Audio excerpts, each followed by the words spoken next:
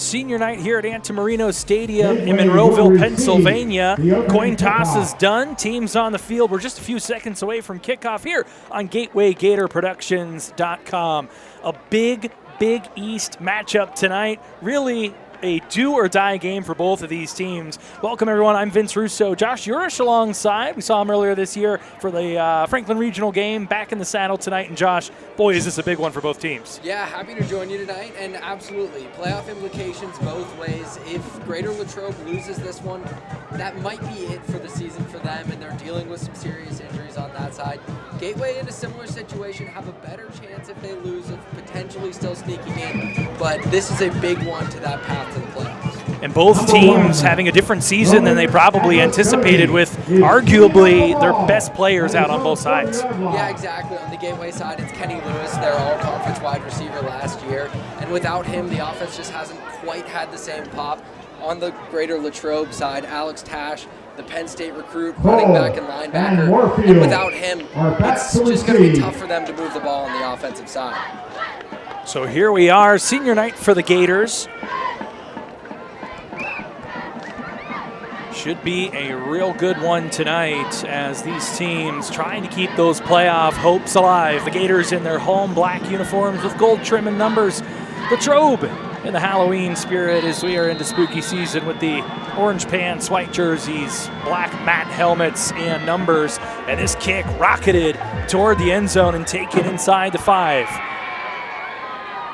S.J. Moorfield up over the 25 to the 30-yard line, and that's where the Gators will start their first drive. And a nice little return there for Moorfield. We'll see him involved a lot in this Gateway passing game. This is an offense that, you know, if you've been watching, they want to move quickly, and Moorfield's one of their early options in this passing game to get the ball out of the quarterback's hand. Gators coming off a heartbreaking 28-27 loss, the second loss this season in conference play, in which a late missed extra point sank their chances at a big win. They'll try and rebound tonight against Latrobe, also coming off a lopsided loss, 42-0 at the hands of perennial power Pine Richland. Quarterback snap, Elvis Kuchakis just going to get it to Moorfield, out of the gun quickly. Nice little juke there, and a late hit along the sidelines. No call there. Josh, that one was close to the sideline. Probably an okay no call, but what are your thoughts? It was a big hit. Near the sidelines, those always draw a little bit of attention, but he was still in bounds when the hit was delivered by Andy Tash, brother of Alex Tash. And he can lay the lumber too. Fumbled snap. Gans able to pick it up quickly, fall forward. That'll be enough for the first down. Needed about 2, got about twice that, 4 yards. Gators will move the change. Can't imagine they drew up a direct snap on the second play of the game. Maybe want to take a shot there on second and short, but you got a talented running back like that. He can bail you out from time to time. Gators going up-tempo, as you said, Josh. Fake the handout, pull it out of the belly of Gans, get it to Casey Carter, who's dragged down a nice open field tackle. Carter had a good bit of green in front of him, but got swallowed up quickly. It was Tash again, and if Carter gets around that corner, he could be gone. As you mentioned, there was a lot of space there and a short tackle by the Latrobe safety. Gators quick to the line, but they'll look over to the coaching staff led by Don Hall for the Gators to get the play in here on 2nd and 8 from their own 44. Handoff is to Gans. Hits the hole hard up over midfield by a hair. So a nice gain on 2nd down will bring up 3rd and short. Really patient run there by Gans, just trying to probe until he can find a hole. Take a look as he works from the right side of the line over the left, finally gets that opening. See if they call his number again on 3rd and a short 2. They do. And we'll see what forward progress is there, Josh. It looked like he got up toward that line to gain. Looks like they are That'll be enough. That'll be enough. Again, Gans working all the way across his offensive line, trying to bounce it way outside. Tash in there on the tackle again. That's his 3rd already. Fresh set of downs. Kuchakis in the gun again with 2 receivers to his right. Now he'll motion Moorfield, fake the handoff to him and Gans, and take the shot to the Ladder mentioned Gans on a Gans able to break away from a few. That looks like it'll be close to first down yardage again. A lot of misdirection there, and I saw what you saw. Coming off this jet motion from Moorfield and then a fake to Gans as well. They had Dyson Harper outside on a post, and if Kuchakis wanted it, he had one-on-one and maybe a touchdown with a good throw. Instead, they go the check down to Gans, and he still gets about 9 yards. Ladies and gentlemen, don't forget to visit the refreshment stands. Down on the field, a sophomore lineman. Tacos, assorted drinks and desserts. As we have our first break in the action here. Just a few minutes in, 9:54 left on the clock. The Gators with a 2nd and short. And we saw a nice opening kick by Latrobe. On the other side, Josh, we found out just moments before kick that it's going to be real interesting. Brett Rossi kicking for the Gators, and today is first time kicking the football. Yeah, we heard that today, pregame was his first time putting on shoulder pads, first time putting on a helmet and kicking a football. So it could be interesting for Gateway. We're not sure what field goal range is really going to be for the Gators in this one, and maybe they get into a situation where they're going for 2 instead of kicking extra points. 2 missed extra points have already cost them a chance to win one game and definitely a great chance to win last week against Woodland Hills. So they've had kicking issues when James Lococo was healthy. Now Lococo's injured. They have to go to Rossi. And when you're plucking players off the soccer field, you're not always sure what you're going to get on Friday night. So both teams trot back out. 2nd down, less than a yard. Down and less than a yard, as you hear from the PA announcer. Gators with the whole playbook at their disposal here with an advantage. Staying on schedule. And they'll go with Gans again. That is the first down. Kutsak is an undersized quarterback at just 5'9", so we've seen an adventure with a couple of these snaps. That one may not have been too high for a 6'2", 6'3" quarterback, but nearly got over his head. We saw one at his feet earlier, so he'll have to figure that out with the offensive line. Kuchak is back to throw again, flushed out of the pocket. Now a throw on a rope to Moorfield, and that's a new wrinkle in his game we haven't seen this year, that ability to throw outside of the numbers, and boy, was that one on the mark. That's another Gator first down. That was an excellent throw by Kuchakis. Watch him roll to the right. He sees the receiver come open, and to be able to get your hips around like that and have the velocity on that throw, really impressive stuff, and that's why he won the job out of camp. Right back to the air here on first down, and again across the middle, it's Moorfield. Moorfield inside the 10, inside the 5, and hit hard. He'll set up a 1st and goal for the Gators. John Wetzel with a big tackle there to save a touchdown. This little drag route from Moorfield against zone coverage, you don't always want to run the drag against the underneath zone, but they were able to get him some space, some room to run once he got it into his hands and nearly into the end zone. Goal-to-go situation here on the opening drive for the Gators, who were the beneficiaries of Latrobe deferring on the kickoff. Pitch outside to Gans, and boy, did Latrobe initially at least read that perfectly, but Gans might have turned that into at least no gain after it looked like he was dead to rights at the 5-yard line. Kuchakis shouldn't have pitched this ball. He had a better running lane if he cut that inside. Gans was dead outside, had the defender right over top of him. Just lucky from a Gateway perspective that he was able to break a tackle and not lose yardage. Kuchakis is an undersized young quarterback. Sometimes you don't always want to cut that back into the middle of the defensive line, but he definitely should have. Handoff, Gans gets it again, pushes towards the end zone, and he's in. 13th touchdown on the year, and the Gators strike first here on senior night. And that's a huge score. This is something we were talking about off air before this game. This is a Latrobe offense that does not like to throw the ball. They're not going to be very comfortable playing from behind. Gateway, now that they have a lead, they can get their pace going on offense. Kind of a snowball rolling downhill. A big early score for the Gators. And now we get to look at Rossi. First kick.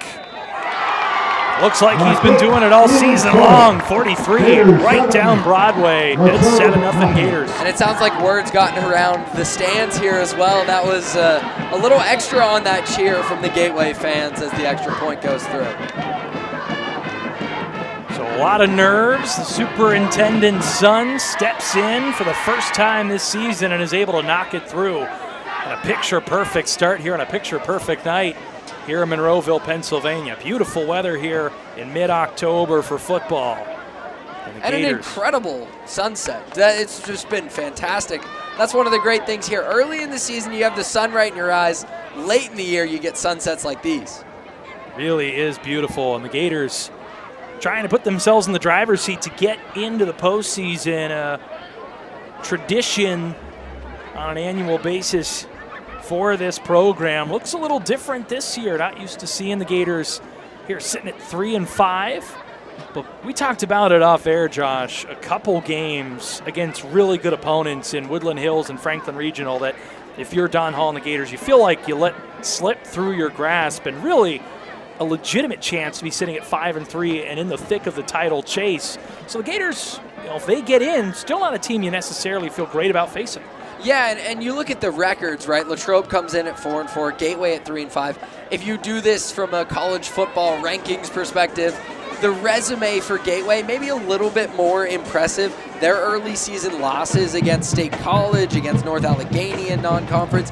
And if you look at the 4 wins for Latrobe, they're against 2-5 Connellsville, 2-6 Plum, 1-5 Norwin, and 2-6 Armstrong. So not exactly beating the cream of the crop in 5A. And when you look at Gateway, close losses and then some losses to very good teams. You saw the conference standings there in the Big East. Woodland Hills, after that win last week, still in the driver's seat to unseat the Gators, who won the conference last year. Let's take another look at that. Franklin Regional and Penn Trafford right there in tow. Penn Trafford with an impressive 26-10 win over the Panthers last week. Kiski starting to make a little noise. They might be threatening. They are out of conference tonight against Plum, which with this new setup in the playoffs, with there being a more subjective criteria, with there being wild cards, that game holds a lot more weight between two teams that only have 5 wins total on the season. So Penn Trafford's at Armstrong, Woodland Hills and Franklin Regional. That's the game tonight. We'll try and keep you posted on the out-of-town scoreboard, but boy, is 5A just so fun to watch week in and week out. A lot of really good teams at the top of 5A in the WPIAL. I want to thank everyone again for joining us here on GatewayGatorProductions.com. After the PAT up and good, Brett Rossi going to give this one a ride. A nice kick to about the 5-yard line. That's where Latrobe will take it. Kick coverage team has been hit or miss for the Gators, but they'll upend the return man just shy of the 30-yard line. Rossi's first kickoff, not their first kick coverage. I think the kickoff a little bit better than the coverage for that special teams group right there. Decent starting field position for the Wildcats. See another view of Cochran there on the return. 5'11" junior for the Wildcats, and their offense comes out for the first time tonight.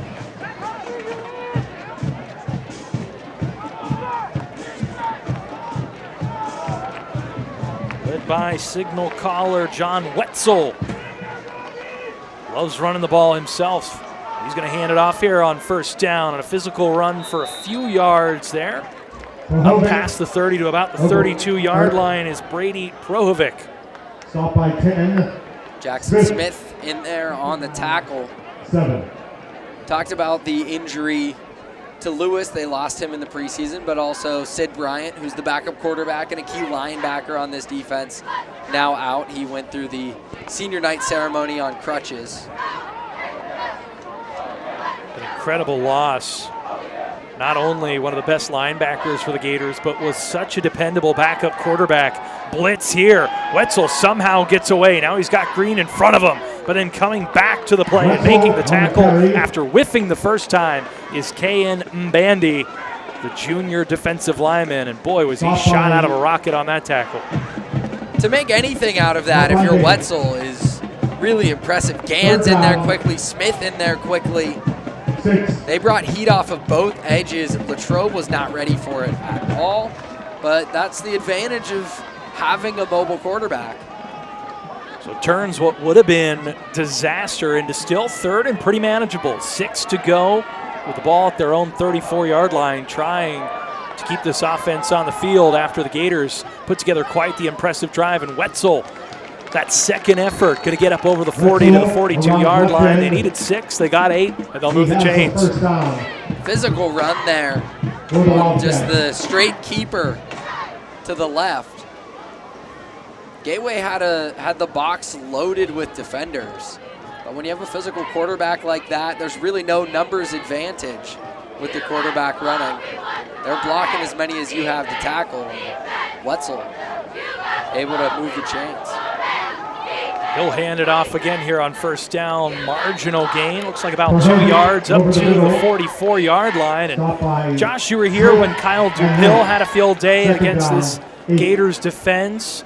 We saw Tasso Whipple come in and also go over 200. The run defense has been a bit of an issue for the Gators this year. Yeah, that effort from DuPill was really impressive. The only thing that could stop him that night was cramps. That was the only thing that took him out of the game and really slowed Franklin Regional's offense. He had nearly 40 carries off memory and was productive with just about every one of them. Physical style runners like that have been a little bit difficult for the second level of Gateway to bring down, and they have some undersized players out there, so we'll see what this attack looks like from Bohoven. Second down play, as you see on the replay there, is a carry design keeper over the left side by Wetzel. A whole host of Gators stop him after only about a 1-yard gain. So again, it's 3rd and 6. The last time Latrobe faced this, they picked up 8 on another design quarterback run. We'll see if they go that well again or try and air it out, as they have 3 receivers to the right. They're going to motion one over. I haven't seen this yet. They have man if they want to take a shot. They will pass the ball. And they will not pass the ball. Roped up and brought down. Big sack on the play. A number of Gators in on that one. Mark Knight down there on the play. Roberson, Louis June, amongst others. And the Gators got to get the stop, and they're going to get the ball back. Jaden Stammer was singled up on the outside with Eli Meter, the wide receiver for Latrobe. Wetzel looked that way and just didn't want to send it in his direction, instead looked to run. Had the chance to take a one-on-one shot. We'll see if he's more willing later in the game. Punt upcoming now. Good snap. Punt is away. This one going to take a very fortuitous bounce for Latrobe and will be down inside the 20-yard line at about the 17. So a long road to go for the Gators, as S.J. Moorfield unable to get to that one. It'll be interesting to see what Gateway wants to go with on this second drive. They had some success in the screen game. Obviously, that's always the game plan, just get the ball out of Kutsaka's hands quickly. But we also saw him deliver a nice ball outside the numbers down the field, which hasn't necessarily been the strength of this offense. So maybe we'll see some development in the passing game with Kutsakis throwing on the run. That would give this offense a really dynamic element down the field. See if they do indeed take that deep shot with 83 yards to go to pay dirt. Gators have won 5 times against Greater Latrobe dating back to 2016. These teams last met in 2021. The Gators winning a lopsided 53 decision behind almost 300 yards passing and 3 touchdowns from Brad Birch. Kutsakis filling Birch's shoes this year as the freshman steps in. Let's see how he's done by and large. He's missed a few games this season, but the Gators, after a pair of losses to talented 6A opponents, were able to win 3 out of 4, but since then it's been losing 3 out of 4, including 2 in a row. Tough matchups against Penn Trafford, Woodland Hills. Tonight, that all-important do-or-die game for playoff hopes against Latrobe. And then next week, an opportunity to pad that resume as they step out of conference and host Hempfield. Josh, you and I will have the call on that one again next week. Yeah, excited to be back for it. And we'll see what kind of playoff implications are looming in that situation. And what jumps out when we looked at that schedule, that win over Kiski is looming very large. Now, it didn't look like a huge game early in the season coming into it, but that's a massive win now for Gateway. Back to pass once again. Kuchak is going to pull this one down. Has a good bit of green in front of him, but good closing speed by the defensive unit for Latrobe. Getting in there and making the tackle. Vince Gasky, the senior cornerback. Second down, 7. Mobile quarterback, not a lot in the designed running game, though, and it looks like Latrobe, at least there, was playing a zone. They had all their eyes on the quarterback and no lanes to run. Kuchakis, 1 rushing touchdown on the season. He's completing 59% of his passes for 1,055 yards, 11 touchdowns to 8 interceptions. And he'll hand it off here, the fake reverse, and it's Moorfield able to get up over the 20, over to the 30, and ripped out of bounds at about the 33-yard line. More than enough for a first down. We were talking about college football a little bit before. USC pulled this one out against Penn State last week. You fake the double reverse, and sometimes the linebackers get a little greedy going the other way. Not really the case there, but anytime you get Moorfield with some speed going towards the edge, it's still a good play design, even if it doesn't break big. So fresh set it down for the Gators. Play action pass here for Kuchakis. He's going to let one go. It's Moorfield again. And that one a little bit behind him. Moorfield tried to pull that in with 1. Could have used 2. Thus, won't come down with it. Yeah, you got to go up with 2 on that one. Moorfield has to play a little more physical at the catch point and work back to it. The throw's behind him, so it's not really on the receiver, but he had a chance to make a play there, and it really would have been a big play for Gateway in the passing game. Second down. So 2nd and 10 now for the Gators. 4 receivers set. Gans, the sidecar running back. He'll get it. Has a wide open hole. He's going to get first down yardage and more. Needed 10, got about a dozen. And the Gators back in business up toward midfield. And if they had Kuchakis drop back again that time, I was going to ask what they were doing. Latrobe's playing with 3 down linemen and 2 linebackers right behind it. They're getting really spread out by these wide splits. Gans could have a lot of room to run if they keep giving it to him. That's exactly what they'll do here on first down. Gans sidesteps the first would-be tackler and is able to drag that pile up over midfield. They'll blow it dead at about the 49-yard line, but not before a solid gain of 5 yards on first down. Myers. Especially when you're the defensive coaching staff for Latrobe and you're planning on having a Division I Penn State recruit at linebacker, you can feel really comfortable with 3 down linemen because he's going to cover everything up. That's not the case anymore, so they may be a bit more vulnerable.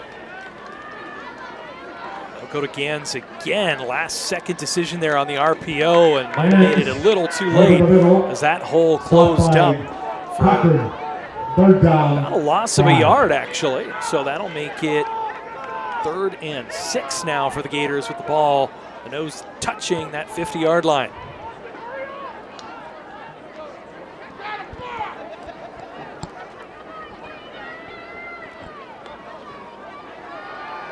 Drop back to pass, and boy, is the middle of the field wide open for Kuchakis. He's over the 45, down inside the 40.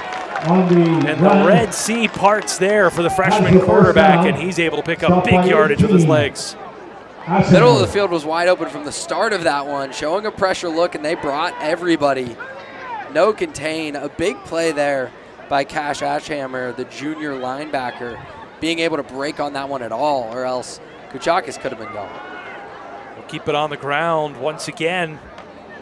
Gans takes a shot at the end of that one to the back of the head. Can hear it up here.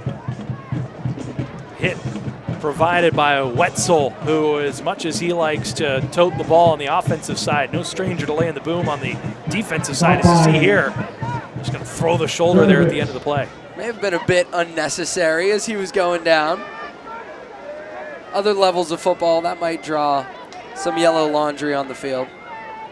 It was a short gain, so 2nd and 9. Again, they'll set up a short screen pass, tight end screen, and Carter with his 2nd reception for the Gators, able to get the ball inside the 35-yard line to once again make it 3rd and manageable upcoming for the Gators.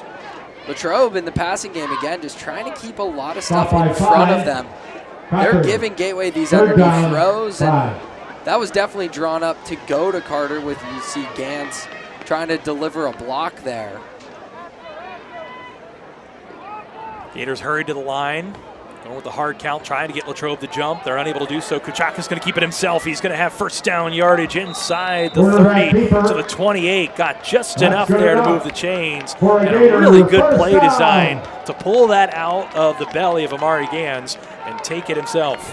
He's had a couple questionable decisions, if that is a true option. Sometimes they're a designed straight keeper, but he's had a couple questionable decisions. The pitch on the speed option that he shouldn't have pitched, and then giving one to Gans a little bit late when maybe he should have pulled it earlier in this drive. That time makes the perfect call and gets a first down out of it. Ball at the 28, 1st and 10. They're going to take another shot towards the end zone. Receiver open and just overthrown. Looking for number 81 for the Gators, Wade Lewis, who had a step. Intended for 81. Getting closer and closer to hitting that big shot. They had it again, the one-on-one. Deep on the post. Kuchakis tried to lead him deep, and it looked like the receiver was heading more horizontal across the end zone. So misconnection will bring up another 2nd and 10 on this drive. Hasn't seemed to have been an issue for the Gators thus far. Kuchakis breaking out of the pocket, has a man open in the end zone, and a touchdown, wide open in the back corner of the end zone. Who else but Dyson Harper, the big play receiver, pulls it in for 6. Another really good throw from Kuchakis on the run. His best throws of the day have been rolling out first to the left, this time to the right. The entire side of the field looked pretty vacated, but Latrobe's linebackers did a good job of pursuing and keeping their eyes on Kuchakis. He realized he couldn't run, looked downfield and found a receiver wide open in the front corner of the end zone. Excellent throw. High snap, good hold, and Rossi rockets it through. 2 for 2. And the love overflowing from the teammates for the first time kicker, and the Gators up by 14 as that is the last play of the first quarter. The Gators on top 14-0.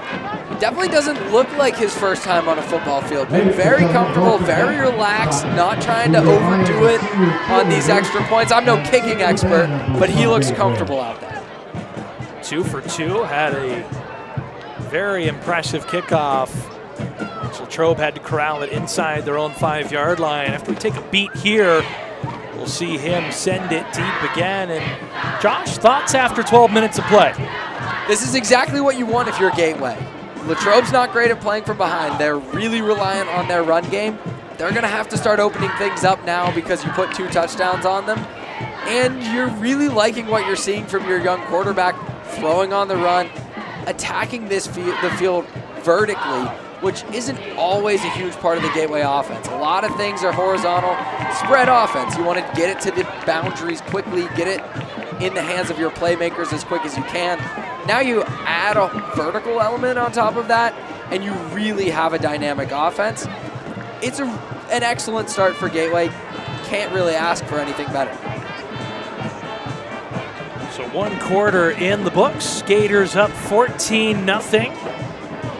Amari Gans punctuated an impressive first drive right off the jump with a short rushing touchdown, and then a 28-yard 2nd and 10 touchdown pass as Eldis Kuchakis flushes out of the pocket, runs to his right, and hits Dyson Harper in the back of the end zone. Let's take a look at Latrobe and their path up to this point.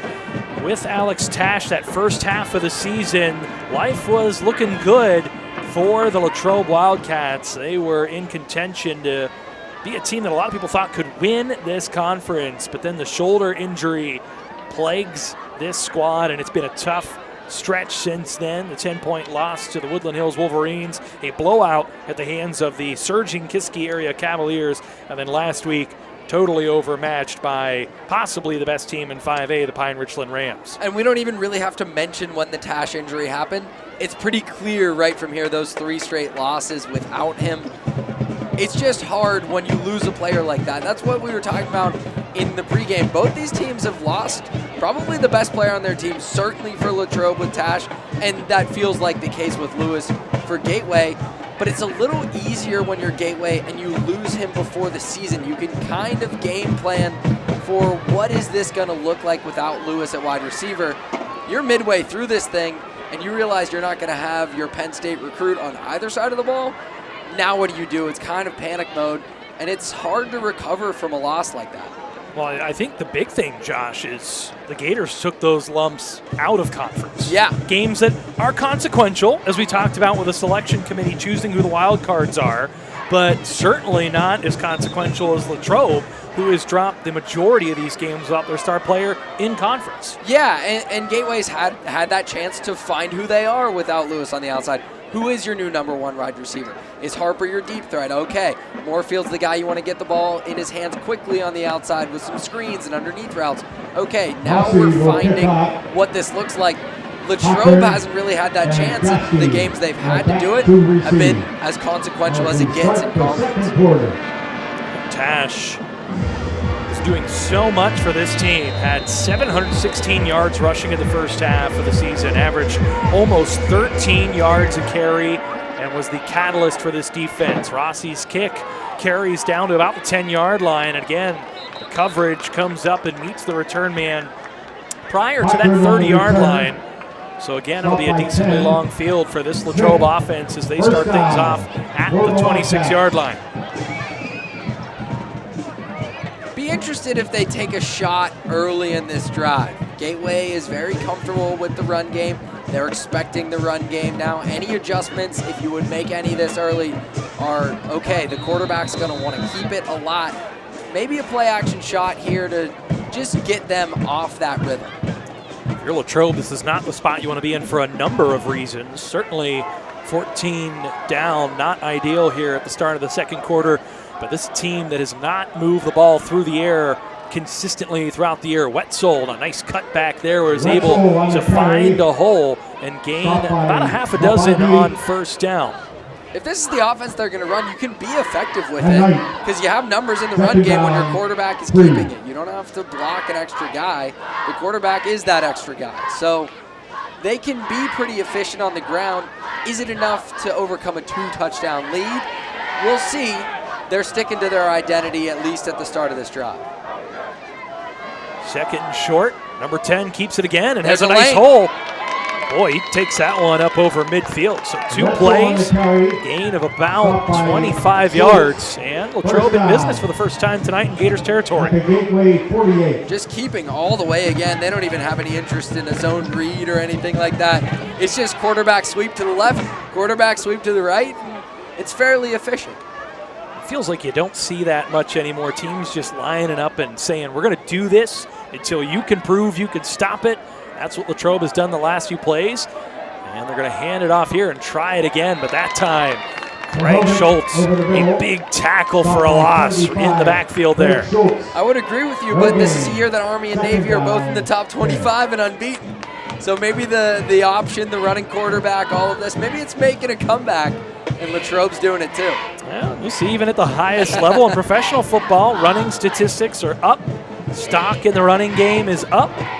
So perhaps there's some proof positive to that. Latrobe certainly trying to feed into that. 3 consecutive runs have them. 2nd and 11 here in Gateway territory. Though Mike Tomlin's benching his running quarterback. That's right. We won't talk about that. Big hit along the sidelines there. Jaden Stammer, who has made his money this year, picking that ball off, but that time puts the shoulder down and lowers the boom, but not after a nice gain. Make it 3rd and manageable for Latrobe.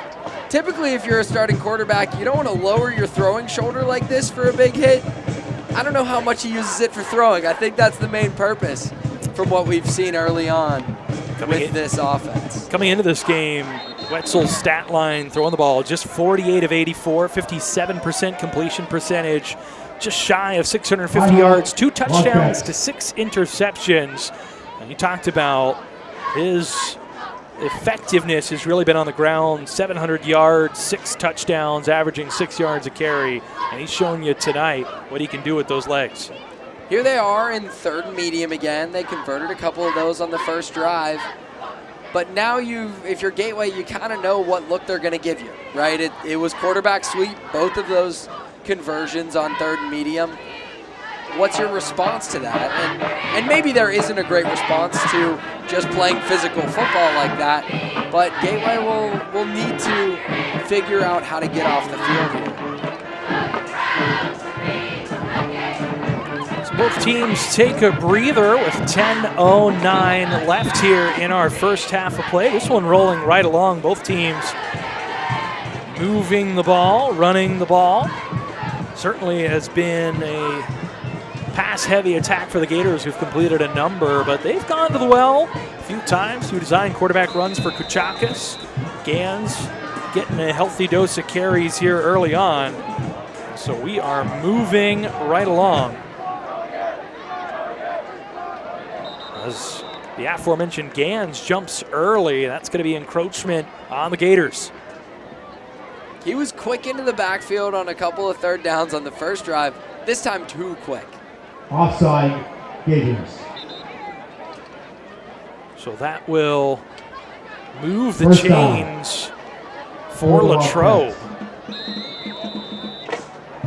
So a costly penalty for the Gators will keep this drive moving for Latrobe. Will push the ball to the 38-yard line of the Gators. And now the rest of the way, you feel like this is likely 4-down territory for the Wildcats. And with the way they've been able to move the ball on this drive, they have to feel confident that they can get 2.5 a pop.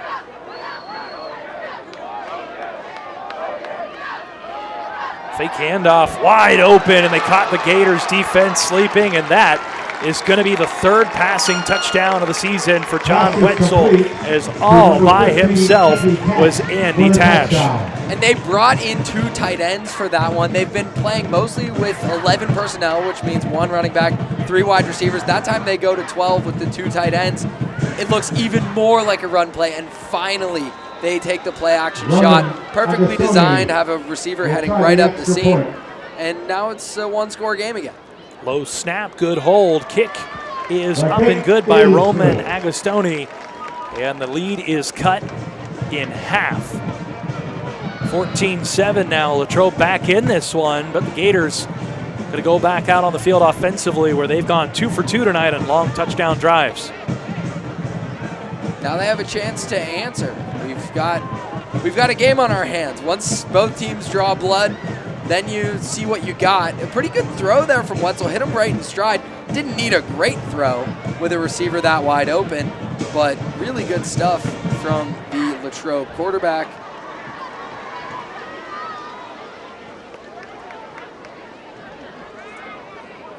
John Wetzel with the pass across the middle.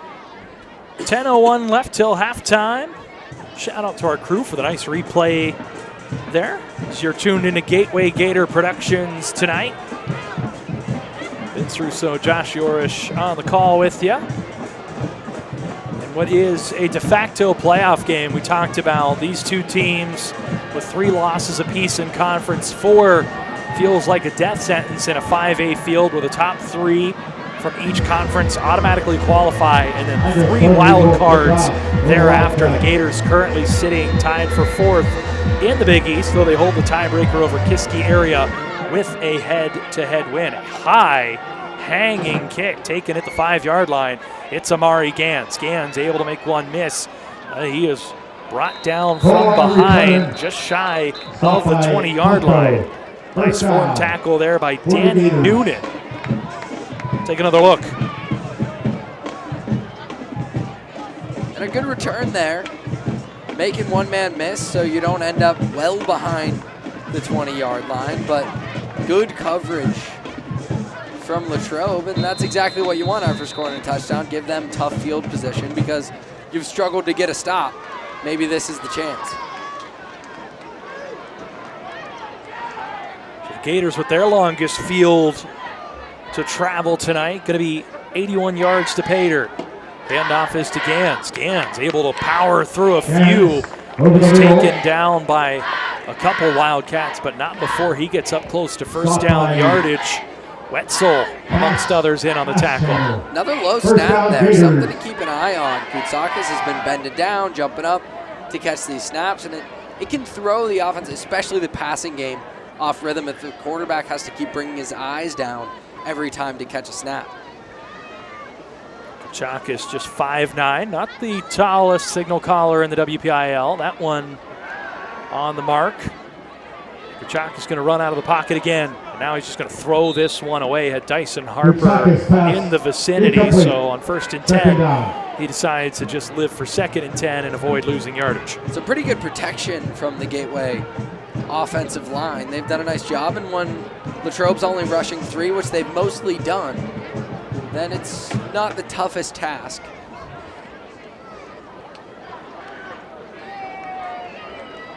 A lot of white jerseys in coverage on that one. Fake the handoff across the middle, and boy, Wetzel just drilled S.J. Moorfield, and you hope he just got the wind knocked out of him, because he is down after absorbing one heck of a hit. Looked like an RPO, so Kachakis had an opportunity either to hand it off or pull it and throw. Just a huge hit from Wetzel.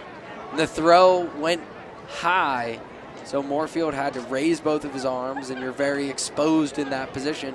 It was a clean tackle, but just a recipe for a huge hit. One of those that you would like to have had back. You never want to put your receiver in that position. Moorfield gives the thumbs up there as you see our talented camera crew catch.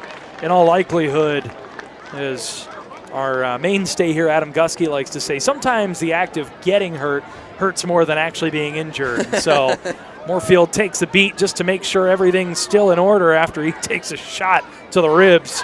It looks like he will at least return to the sidelines without any further examination. Hopefully return to action here in just a little while. The way he walked off under his own power, I'd imagine we're going to see him back out there as long as it's not a head injury or anything like that. 3rd down. So that'll bring up 3rd and 10 for the Gators. They need to get to the 39-yard line. Design pass play here across the middle. Receiver gets tied up a little bit, but that ball well underthrown.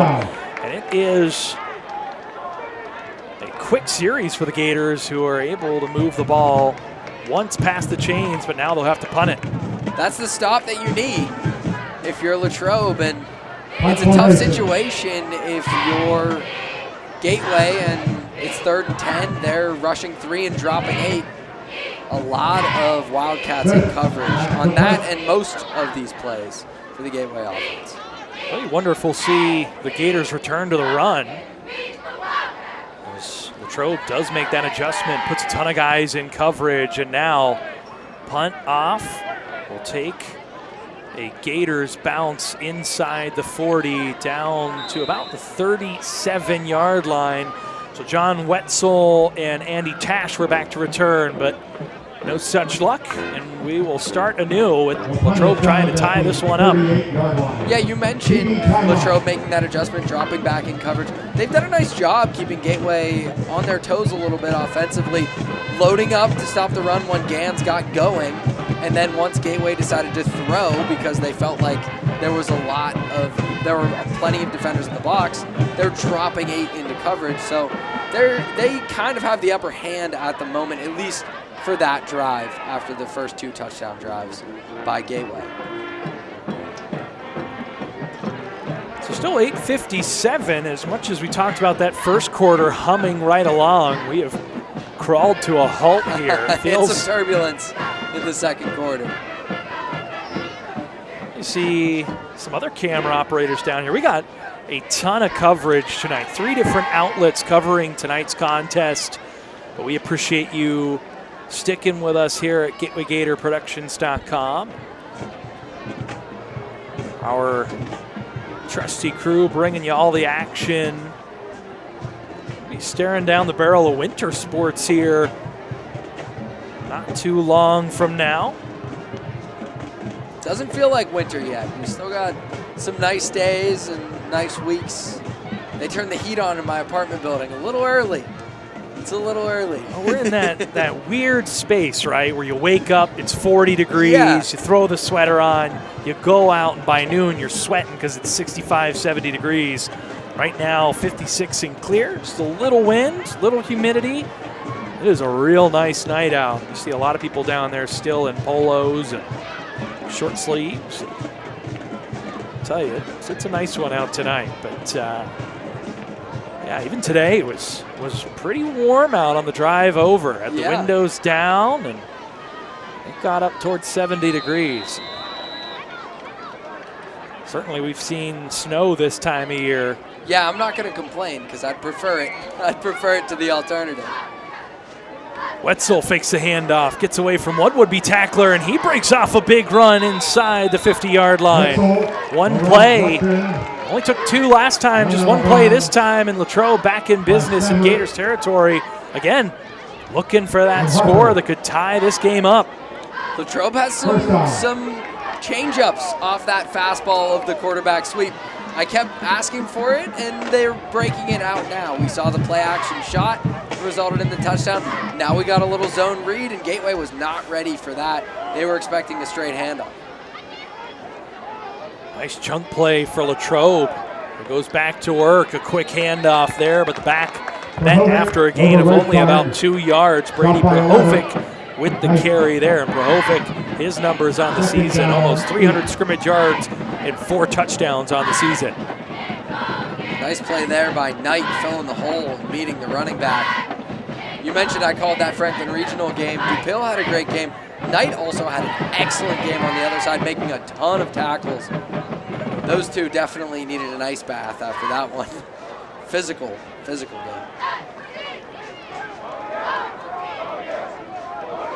So 2nd and 8, 2 receivers out to the right. And it is a pass play, and it will be a first down and more. Flag is down, but as it stands, it's a completion down to about the 25-yard line. But Tash puts his hands on his helmets, and this one might be coming back. There's a flag on the play. Wait for the call here. Our officials tonight. Ron Gregory, our umpire. An eligible man downfield on Latrobe, so that's going to push this one back. For the Wildcats. Mentioned Gregory down there, Joseph Kulik, Edward Muller, Tyler Bergman, Matthew Gorgolis, and Derek Sullivan amongst our crew here tonight. That's one of the first few penalties we've seen in this contest. It's been a pretty clean game thus far. Looked like the center that time, Marco Scarton, I believe, who got a little bit downfield. And that's the problem you run into when you run an RPO-heavy offense. 2nd and 13, and fortune's not changing too much for the better there for Latrobe as Wetzel is stood up. One of the first times tonight we've seen him fall backwards. As you take another look, the Gators got a great push there. Excellent work from the defensive line. It allows the linebackers to go to work. Smith and Knight there. Last time on the zone read, you saw all the Gateway defenders looking at the running back. That time, they were ready for it, for the quarterback to keep it. Craig Schultz was one of the ones in last time who could have made a play. Instead, he chased the running back instead of the quarterback who had the ball. Great tackle there by Jackson Smith, for sure. And it's going to bring up 3rd and a dozen. Latrobe going to have to burn a timeout here. Their second of the first half with 7:01 left. Want to get this play in right. There was a miscommunication there here on 3rd and 12. I imagine they have to go fairly deep into the playbook to find a pass without play action on it. So I imagine that maybe it took a little extra beat for the offensive coordinator to figure out what he wanted to go to here on 3rd and 11. Run-heavy offense like this, they dread situations like 3rd and 11, and that's why you don't want penalties like an illegal man downfield or anything, because it derails a drive if you don't have a reliable drop-back passing game in obvious passing situations like this. So as we head toward the postseason, plenty of contests with real heavy consequences behind them. We'll do our best to keep you posted on the out-of-town scoreboard as they come through. One of note, Upper St. Clair on their revenge tour, undefeated on the season. Moon Tigers, as they have so many times this year, hanging around against a tough opponent. That's 14-7 with 2 minutes left in the half. Penn Hills up 10, 13-3 on North Hills as we see some more laundry come in here. That is going to be a false start. Eli Meter on the outside just got an early start. He was running a go route down the sideline. We saw that on the first drive of the game. And Wetzel, instead of throwing it, tucked it and ran. They tried to go back to that well, but Meter just got an early start. Boy, and is there anything more deflating, Josh, than taking a timeout, getting everything together, and then having a penalty? Yeah, it's dreaded for these head coaches who want everything to run perfectly. So that'll make it 3rd and 17 now at the 47, and they will try to run that quarterback draw. They kept the same play, and the Gators sniffed it out. Craig Schultz again in on the play. That's a huge tackle from Smith because nobody was behind him.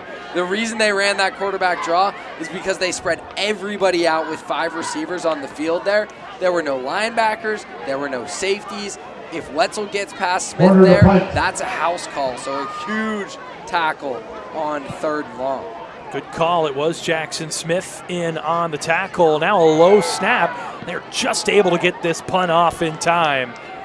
It'll take a fortuitous bounce, but very close to disaster there where the Wildcats and the Gators get it back right where they started their last drive at the 19-yard line with 6:17 to play in the half. Defense basically giving the offense a do-over. Try it again from the 19-yard line, and let's do it a little better than last time when you were forced to punt. Gators picked up 1 first down before being stymied and having to give the ball back to Latrobe, clinging to that 7-point lead.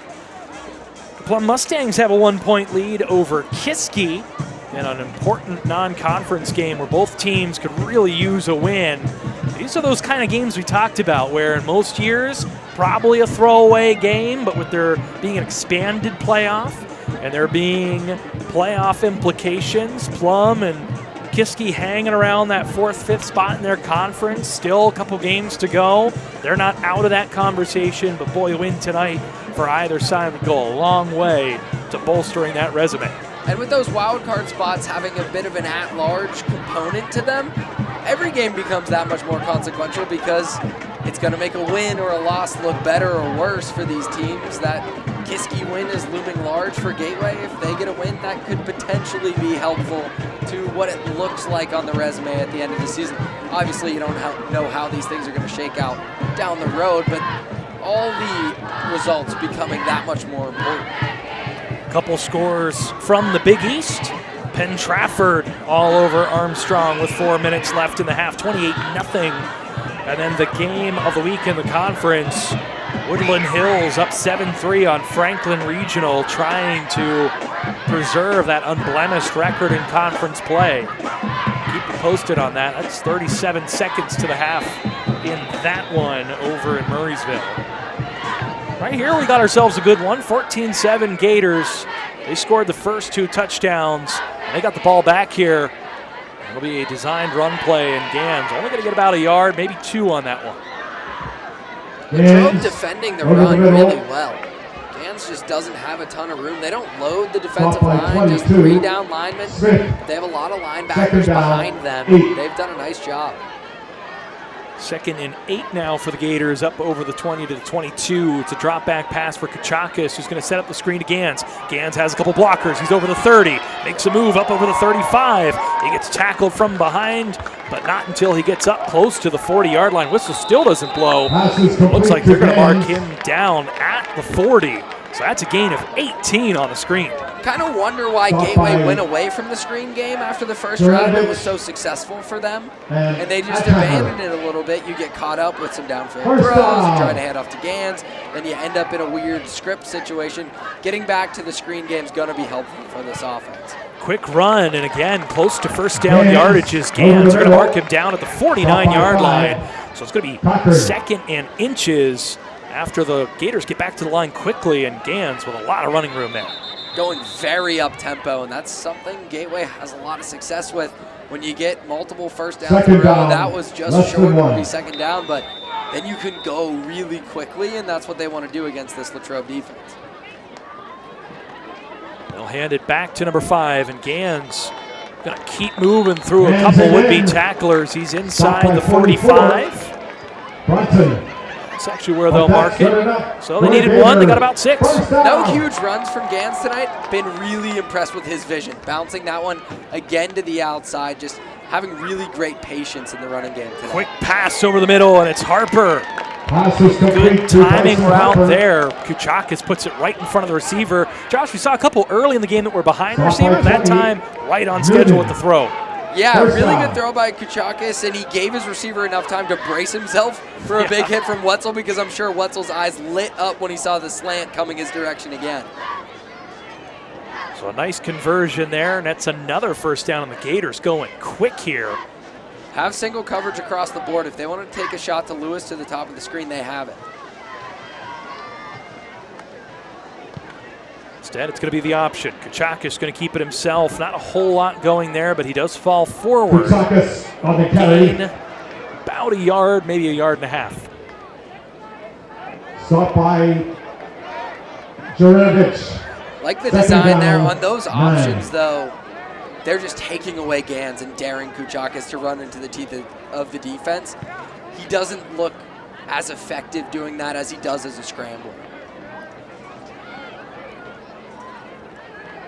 Not a lot of success on the option tonight, but Gators trying to keep this Latrobe offense, or defense rather, honest. Again, the double play action fake and the screen, and Gans has a lot of room to work with. One would-be tackler left in his way, and I'm not sure he's going to get him as Gans forces his way inside the 5-yard line. Boy, what a second effort there from Gans. Really nice design. They went to it on the first drive of the game. It worked a lot better this time, getting Gans sneaking through there. Look at number 71 for Latrobe, Cody Krall, though. His pursuit was excellent. Gans had a convoy. He had a blocker in front.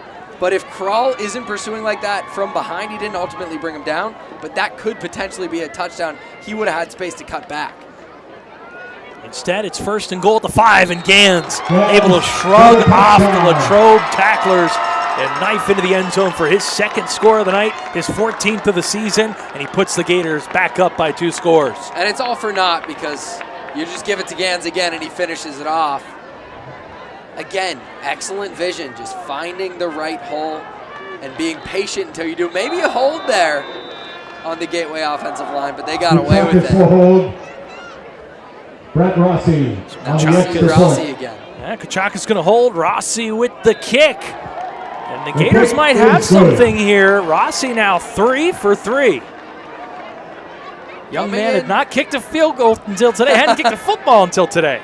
I wish we hadn't told them that pregame, waited till he hit those 3 with some great kickoffs, and then revealed it. It would have been an excellent reveal, but he's been great. You never would have believed it if we brought that up now, because he's been excellent. Mom and Dad are downstairs here in the press box. We were told there might have been some pacing, a little bit of anxiety before the game. Son's a natural. There he is. In the NFL, you talked about how they've been leaning on the running game a little bit more. There's also been a discussion about maybe kickers are too good now. We're seeing another soccer player who's making the transition fairly smooth. Haven't seen any long ones, so we don't know what the field goal range is actually going to be for Gateway, if they need to try one late in the game or, you know, even at any point in the second half. But on the extra points, really, really sharp. James Lococo, the normal place kicker for the Gators. He's out with an injury tonight, which necessitated Rossi stepping in as the emergency kicker. And he'll give this one the boot.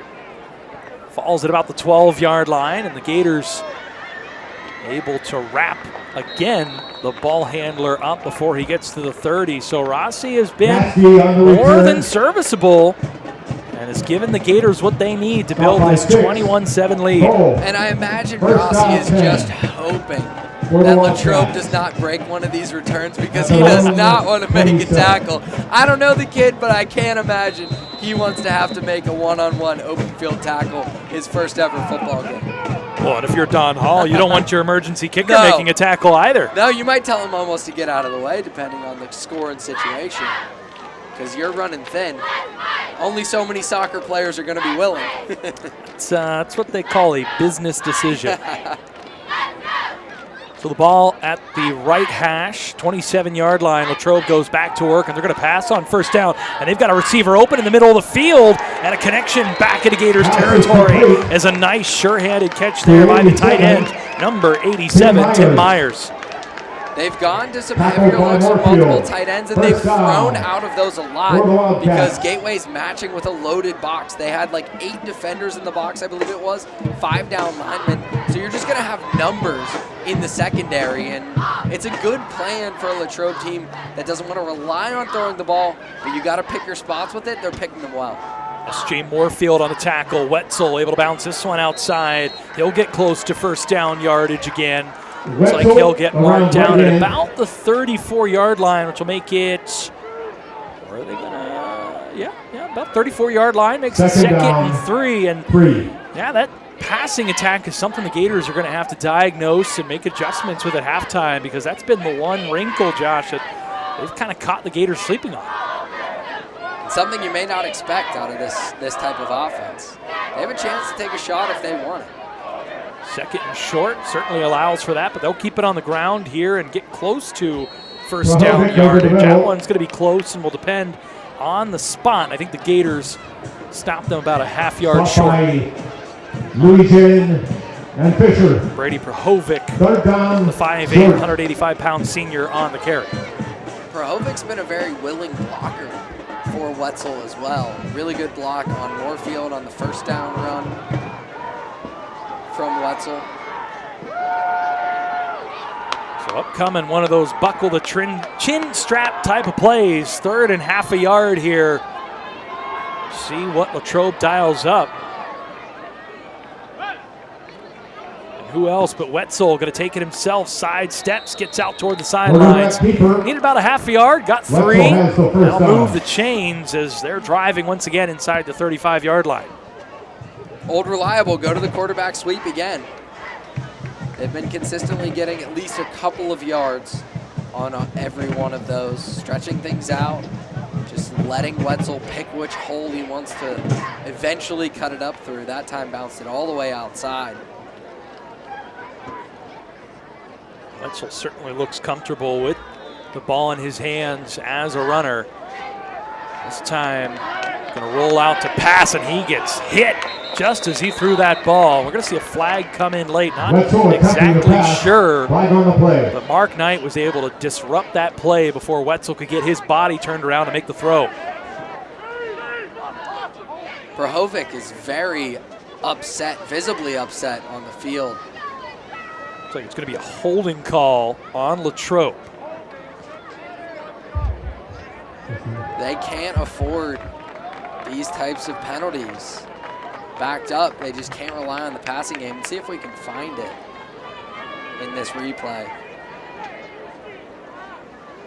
Well, worth noting, minute 40 left on the clock. The Gators have moved the ball quickly on a number of drives. Now at 1st and 20. Worth noting that the Gators do have 3 timeouts. So if Latrobe gets too far behind the sticks, a real opportunity to try and get that ball back, but a good job there by Latrobe getting all the penalty yards back and some with the quick throw and catch by Andy Tash. He caught the touchdown earlier. He's been very effective from the slot, kind of an oversized slot guy at 6'2", 190, but that's perfect for a quarterback like Wetzel who doesn't want to throw very often. Just get it to a big target quickly. And I don't know how that one, okay, the flag does come in late. There were still players getting set. Wetzel simply snapped that one too early, and this is going to be an offensive procedural penalty. 2-minute drill for a quarterback run team. Not the ideal situation to be in, and it's no surprise that the operation maybe not running so smoothly. Flag on the play. So that is going to push Latrobe back. We'll stop the clock with a minute 9 seconds left. The Gators hanging on to a 2-score lead here. Worth noting, Latrobe will get the ball first coming out into the second half after electing to defer after winning the opening kickoff. The Gators took that kickoff, took it the length of the field, scored the Amari Gans touchdown, his first of 2 tonight, and now a throw off the back foot And that one was disrupted by great pressure on the play by Kayan Mbandi, amongst others, for the Gators. And it looks like Gateway might be trying to get the ball back because they brought the house on that one. A zero blitz, everybody singled up in coverage, it looked like. Maybe Stammer was back there as a safety net, but they sent just about everybody. Gators have all 3 timeouts left. It's a must-pass situation for Latrobe. They could try to lay up and force Gateway to use a timeout before punting, but they've got a passing formation out there, 4-receiver set. Wenzel going to fake the handoff, though, take it himself. He'll get close to first down yardage. They'll likely call a timeout. Actually, the Gators are going to take it. And I'm not so sure here, Josh. Latrobe doesn't just keep the offense out on the field, so if you're Gateway, the timeout could be a catch-22 here. Yeah, maybe not the best decision because I'm not sure what would be gained punting the ball, and if they maybe want to try a long field goal, then okay, you want to stop the clock before they can run off a lot of time there. But if they convert here, then you're really running into some trouble. I'm not sure Wetzel turned the right way on that handoff. It looked like maybe another error in the operation for the Wildcats, but it doesn't matter sometimes when you have an athletic quarterback like that. He can bail you out with his legs. Now they have a 4th and decision, whereas they may not with a lesser quarterback who's not going to turn that into a big game. So a really consequential 4th down play forthcoming. As you just talked about, Josh, if Latrobe converts this, all of a sudden that Gateway timeout gives this Latrobe offense a new lease on life to put some points on the board. Inversely, if the Gators can get a stop, the clock will stop automatically, and the Gators should have 50-plus seconds, decent field position, and 2 timeouts. So a huge play and a passing down here over the top, but a pull on the jersey. And my, oh my, Moorfield knows he's the guilty culprit. That one was about as obvious as it gets. And it was a good decision, though, by Moorfield because he was beat on the double move. Tash had him to the end zone with no safety help over the top. Gateway again loaded up to stop the run. Moorfield had to pull on his jersey or else that's 6 points. First down, Latrobe. Take a look at the pump fake. Tash looks like he's stopping and then just breaks for the end zone. And that was Moorfield's only chance. Yeah, Moorfield definitely making that decision. As you said, Josh, does save a touchdown, at least for the time being. But it gives Latrobe the ball at the 15-yard line with 54 seconds and a timeout left. That timeout call by Gateway looking like a mistake. Wenzel with a nice run there. Take it down inside the 10-yard line. That's the last timeout here by Latrobe with 46.6. I'm not sure I'd call the timeout there with that much time left on the clock. You only have so many plays really to work with, and now they know you pretty much have to throw. If you get up on the ball quickly, run another play, then you still have the threat of the run, which is especially important if you get down to a goal line situation. If they know it's goal and throw, that's a lot easier to defend than thinking about the quarterback run, thinking about the handoff. Now they're pretty one-dimensional in a really tight space with a quarterback who isn't comfortable dropping back and throwing the ball 10, 15 times a game. He may have to do it 3 times in the next 40 seconds. Well, the only thing you could see is if Latrobe is able to call a few plays and say, okay, you're going to run it here. If you come up short, this is the next play. Get up and get on it and get moving. Certainly with it being second down, if they come up short on third and you clock it, it goes straight to 4th down. So these are those chess moments that are the big difference as to what this score is going to look like going into the half. Bobbled snap. Pass out of the backfield. Touchdown. Pass is complete. Looked like a broken play for a moment. But Wetzel able to get that out to Eli Meter, and Meter scores his first touchdown of the season. And boy, is that a big one with 42 seconds left on the clock. The sophomore wide receiver is a speed threat on the outside, but they put him in the backfield instead, and no one really accounted for him. Would have been Diggs' responsibility on the outside, but had a tough time passing him off to Moorfield because of the interference of the wide receiver. They don't call the offensive pass interference because he sold it pretty well, but that wheel route, very well designed. You know you drew up a good play if your quarterback drops the snap and you still throw a touchdown. So Wetzel doing it with the arm tonight. 2 passing touchdowns here in the first half. Certainly has moved the ball effectively on the ground as well. He has the Wildcats back within 1 score of the Gators here with 41.8 on the clock. And you take another look. Bobbled the snap. Ball is still a little bit behind. Nice adjustment by Meter to pull that one in. And now for the Gators, you have to decide how aggressive you want to be. I assume they'll try and take some shots because they do still have those 2 timeouts in the pocket. You worry about maybe turning the ball over and giving them another chance, but it's not a quick strike Latrobe offense, so I think you can be pretty comfortable to be aggressive here before the half, especially knowing Latrobe's going to get the ball to start the second half.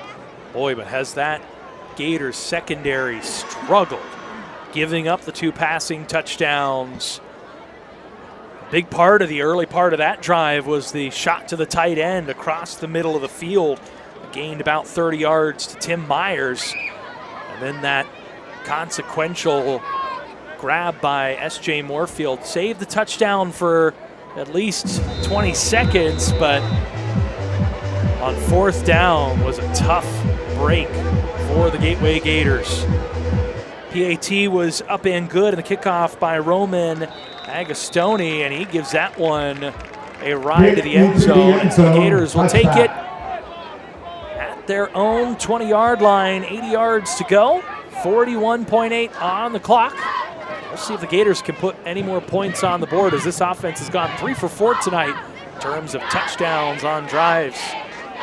They've moved the ball well, primarily passing the ball.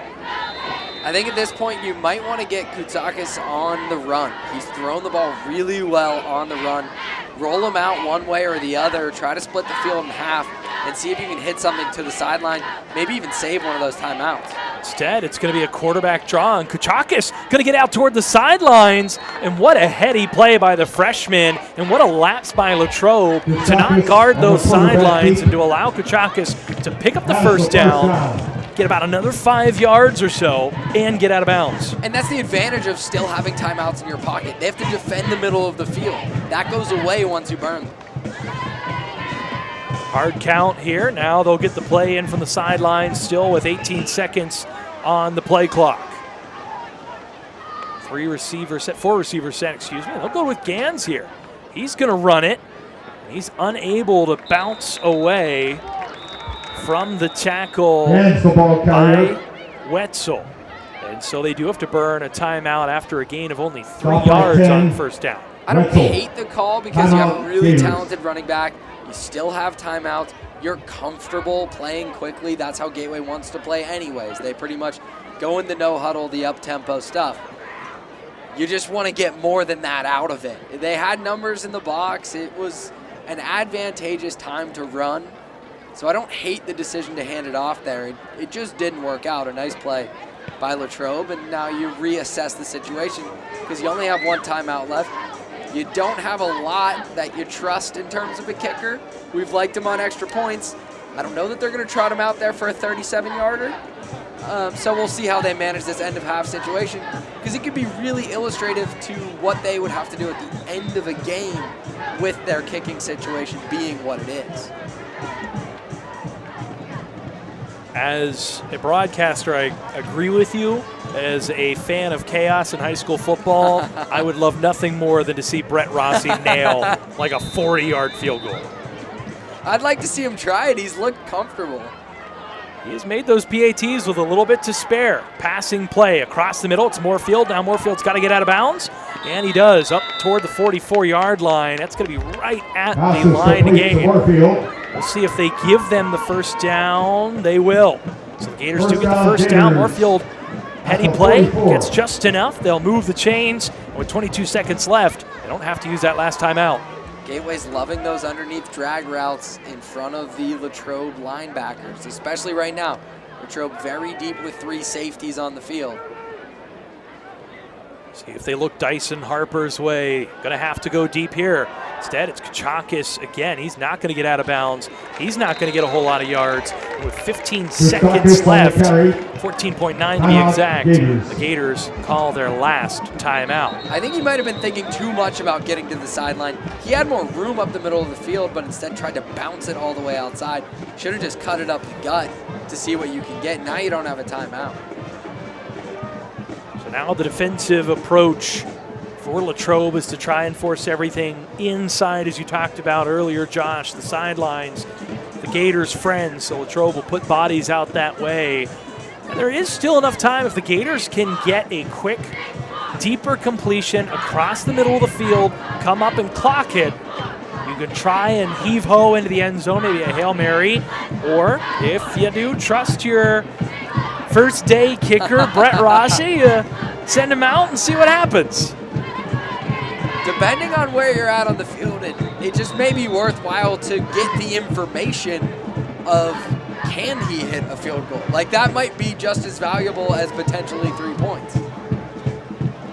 We'll find out one way or another. What a great first half this has been, and we still have 14.9 on the clock with the Gators just shy of midfield.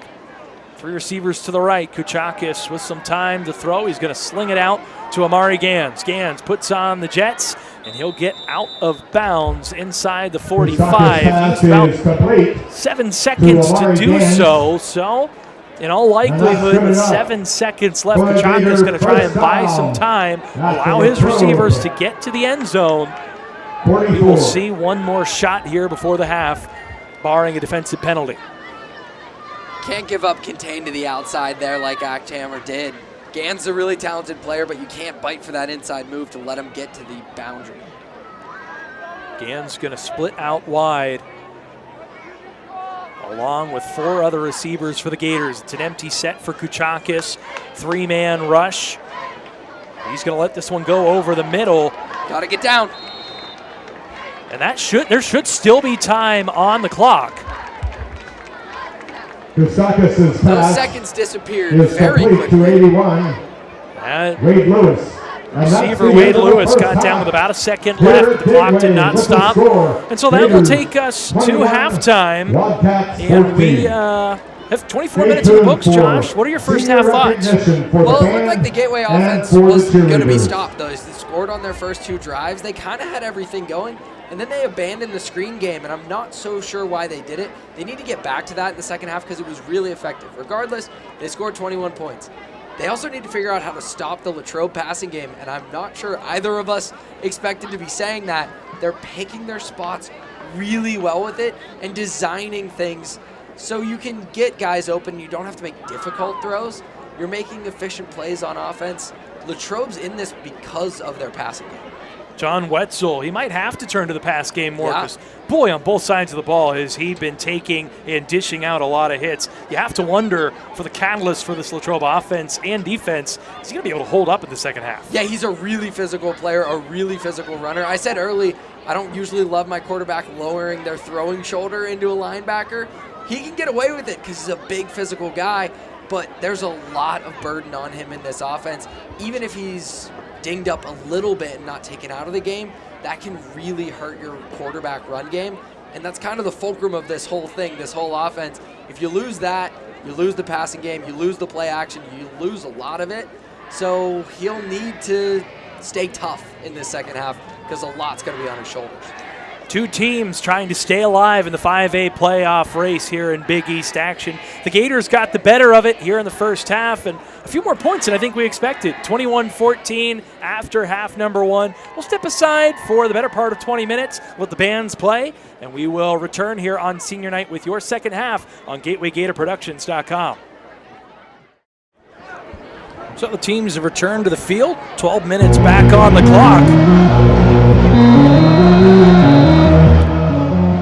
Zombie Nation as we get rolling here for half number 2 at Antimarino Stadium. Kick by Rossi off and down towards about the 9-yard line, and that's where it'll be corralled by Tash, who takes it up over the 30-yard line for the first time tonight. So decent field position for the Wildcats, who find themselves down 7 after the halftime break. Welcome back, everyone. Vince Russo, Josh Yorish here on GatewayGatorProductions.com. And a lot of momentum for Latrobe. After a pretty slow start, Gateway got out to the 14-0 lead. Now the Wildcats really have something going here, and if they can put together another strong drive behind the legs and even the arm of Wetzel, then they could be in business and tie this thing up. Passing game was the most effective for Latrobe. 2 passing touchdowns for Wetzel, though they did a lot of the damage on the ground. When they did go to the air, Josh, they were able to find Pater. Yeah, everything revolves around Wetzel as a runner. The threat of his legs dictates what the defense does, and what the defense is going to do a lot is load the box with defenders and dare the cornerbacks and the wide receivers, dare the wide receivers to win one-on-one. They've actually been able to do that tonight, and that hasn't been the case often for Latrobe this season, looking at the numbers. Second down run. Wetzel keeps it, gets up over the 35-yard line. It'll keep the Wildcats on schedule as it'll create a 3rd and 3 situation.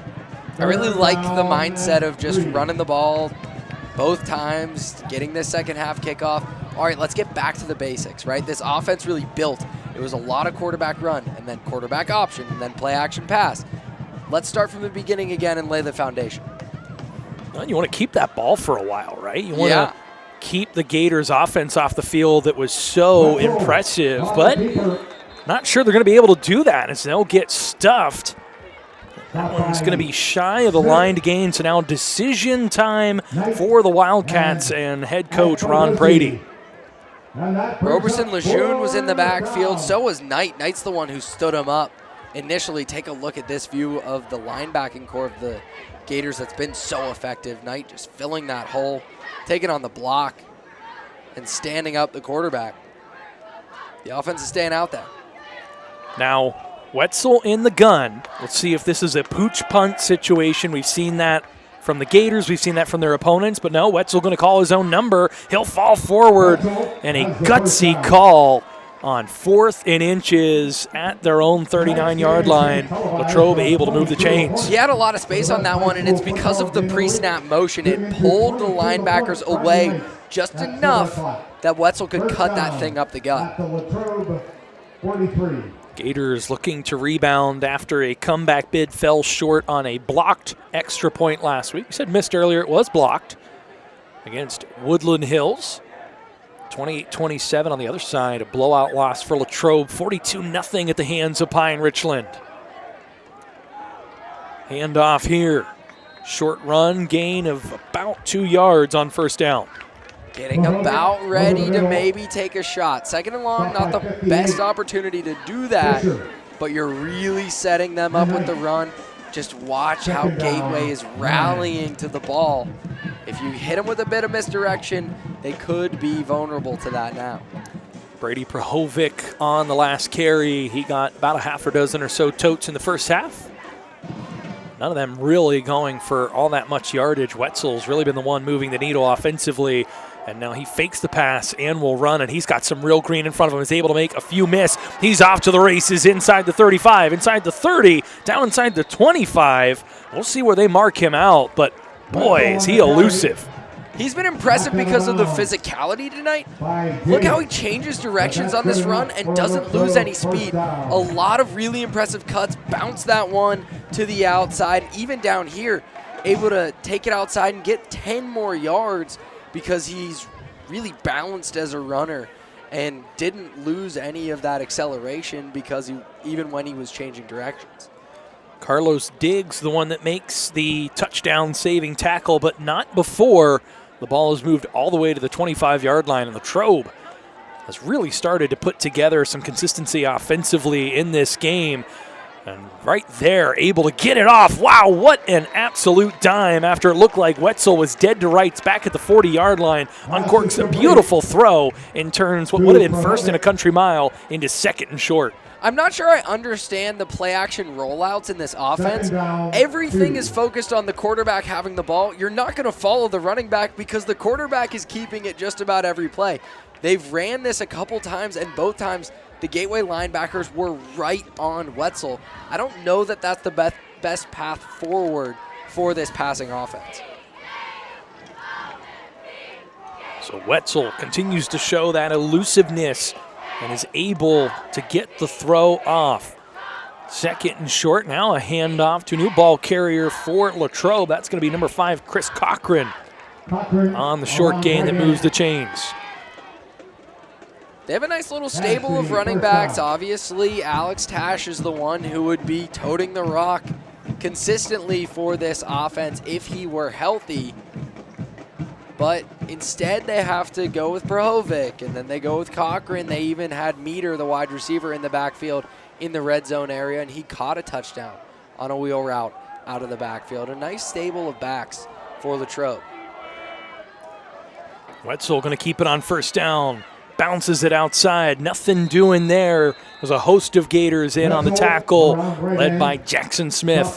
That play didn't work, but I really like the pre-snap motion. If we have a wider replay, we can see how much the Gateway defense reacts to that motion. It pulls linebackers out. See, they have movement there and eventually have to bump another linebacker out to like corner safety position. It just opens up the middle for Wetzel. I think that's something Latrobe's going to really lean on in the second half. So 2nd and 10 upcoming. Latrobe can gain another first down without getting it into the end zone with the ball on the right hash at the 12-yard line. Wetzel, quick pass, miscommunication there as the receiver doesn't get his head around. That's Eli Meter, who scored the second touchdown in the first half for Latrobe. The right idea from Wetzel. Meter should have been very quick to get into that slant route is what it looked like. The throw may still have been low, but there was a lot of room for Meter to work that to the inside. He took a long time trying to set up that route. So now 3rd down and 10 for Latrobe. They'd been humming along. Heavy package for the Gateway defense. Just brought in some additional defensive linemen. They'll go to the air again. Wetzel across the middle, and that one going to be caught. A jump ball between both teams, and coming down with it is Andy Tash for his second touchdown of the night. And the Gators see that lead evaporate, and a PAT will tie us up here in the second half. Almost all of Latrobe's effective passing plays have come with heavy personnel. Multiple tight ends on the field. That's what they did again. Gateway matched with additional defensive linemen. They were running them out there desperate to try to stop the run, but that's when Gateway is going to hit you with the pass because you have less secondary players out there, or when Latrobe's going to hit you with the pass, rather. Another really good play by Tash for his second receiving touchdown. But now a defensive penalty on the kick coverage unit for the Gateway Gators. And you wonder if Latrobe would think about going for 2 here. They won't. They'll move it in just a little bit more. And now the game-tying PAT attempt by Roman Agostoni is up and is good. He gets run into a little bit by Amari Gans. No call on the play. And we have ourselves a tie game with 7:01 in the 3rd quarter. The Gators will trot their offense back out with this game tied at 21. Really impressive what Latrobe's been able to do. Look, with the 2 tight ends on the field, everybody's in the box for the Gateway defense, and it just gives a lot of room for the pass catchers to work with.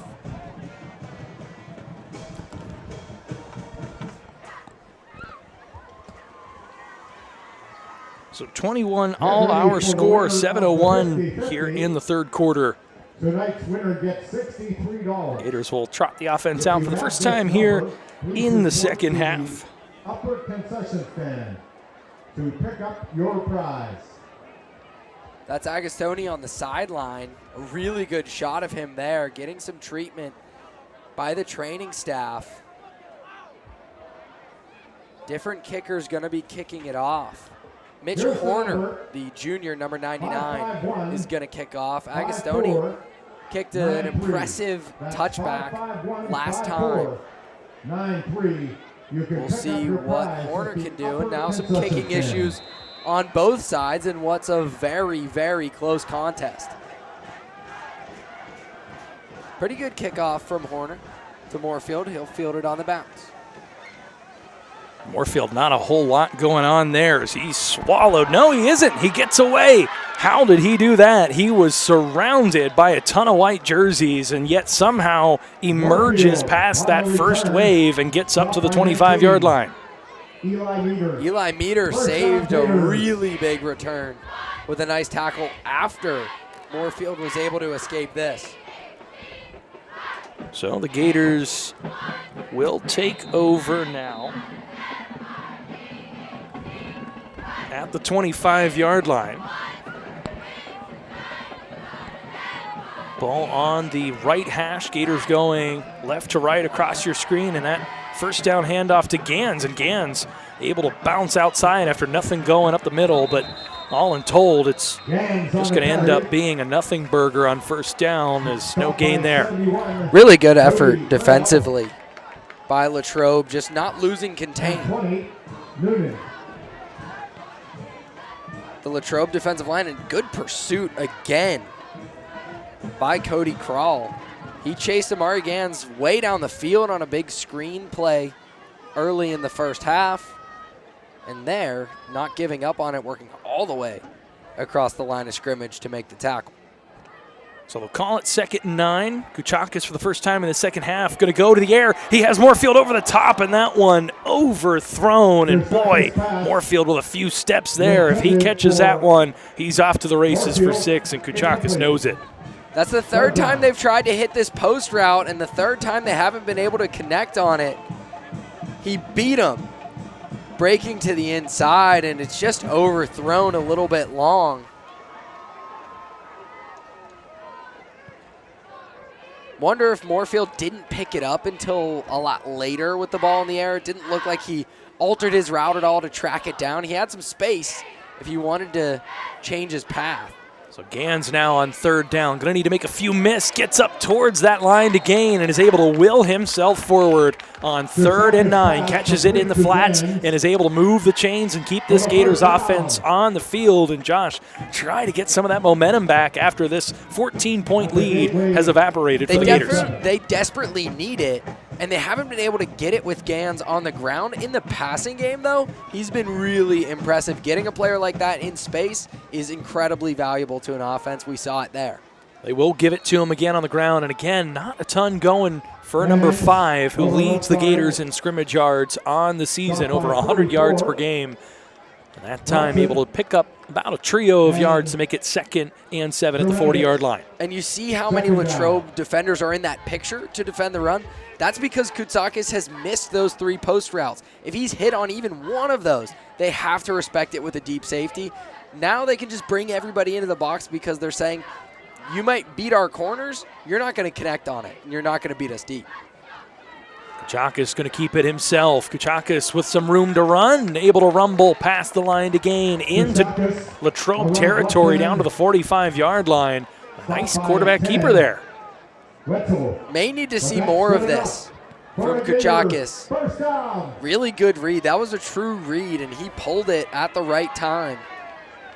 Even cutting it back upfield, willing to take a hit. Haven't seen a lot from the young quarterback. Going to take another deep shot here. Has a man open, and that one, that time, simply a drop off of the hands of Wade Lewis, who went up for that one. Good job trying to high point it, but just couldn't come down with it. Looked like Vince Gasky, I believe, number 23 in coverage, did a really good job just getting his hands between the hands of Lewis, but as you said, hit him, Flag on the play. Perfectly in stride. You want to come down with that one. Flag on the play goes against the Gators. That's going to push the ball backwards. A holding call 10 yards from the spot. So not only do they not connect and see a drop on a long passing play, they'll lose 10 yards, be pushed back into their own territory, but it is still first down and 20 from their own 45. Kuchakis going to hand to Gans. Gans able to get away from the first would-be tackler, but it's going to be no gain as he gets back to the 45. Really good pursuit from the Latrobe defense. Again, a lot of these Gans runs have been up the middle, letting him use his vision and his patience. That time on an outside zone from the shotgun, and they just are rallying a lot of bodies to the ball in the run game. Braden Bronson, amongst others, in on the stop for Greater Latrobe. And again, a passing situation. They'll get this one outside the numbers, and a nice catch there by Dyson Harper, who gets the penalty yards and just a little bit more back. It'll make this at least third and somewhat manageable upcoming for the Gators. Good opportunity to throw a screen if you want to, if you're Gateway. They've gone away from the screen game. It's been very effective when they've used it. I don't think we've seen a screen to a wide receiver since the first drive of the game. I think it was the first throw to Moorfield. You see Moorfield there to the left of Dyson Harper. See if they call his number here on 3rd and 9. That's going to be a false start. Snap came late. Kuchakis clapped the hands together. You can see the center putting his hands on his helmet. That one's going to be against Carter Rathfon, the sophomore. A young player in the middle of that offensive line. He's had some troubles with low snaps, high snaps. He and Kuchakis were working on that the entire Latrobe offensive possession to start the second half, and now some trouble with the operation as well. So it makes it 3rd and 14. Another passing down here for the Gators, and that one behind Dyson Harper. And the Gators can't get it done on offense, and in all likelihood might have to punt this one away. Offense is still on the field. We've seen Kuchakis punt the ball a few times this season, and they might elect to do that to avoid the punt return unit coming out. Now, granted, the two safety valves back for this Latrobe defense are the return men in John Wetzel and Andy Tash. So if they see the quarterback start to back up a little bit, they might start to backpedal to try and return this as well. We'll see what happens here on 4th and 13 from midfield. They're going to pass the ball. They're going to throw it out toward the sidelines, incomplete, and the Gators will give the ball back to Latrobe at midfield. Not sure about that decision. May just want to punt it away. Not sure what options you have in 4th and very, very long. They got Moorfield open, but you haven't been reliably connecting on those downfield throws. To try it in a gotta have it 4th down at midfield, this point in the game when momentum is heavily on Latrobe's side, not so sure about that decision.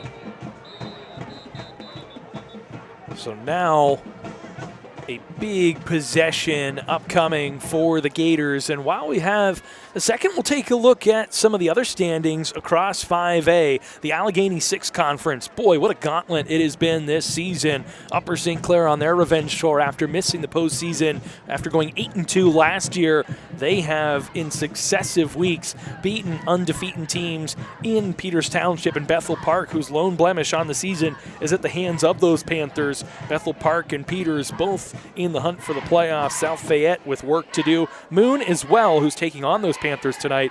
And then it has just been tough sledding for the Baldwin Highlanders, as it has been so many times before.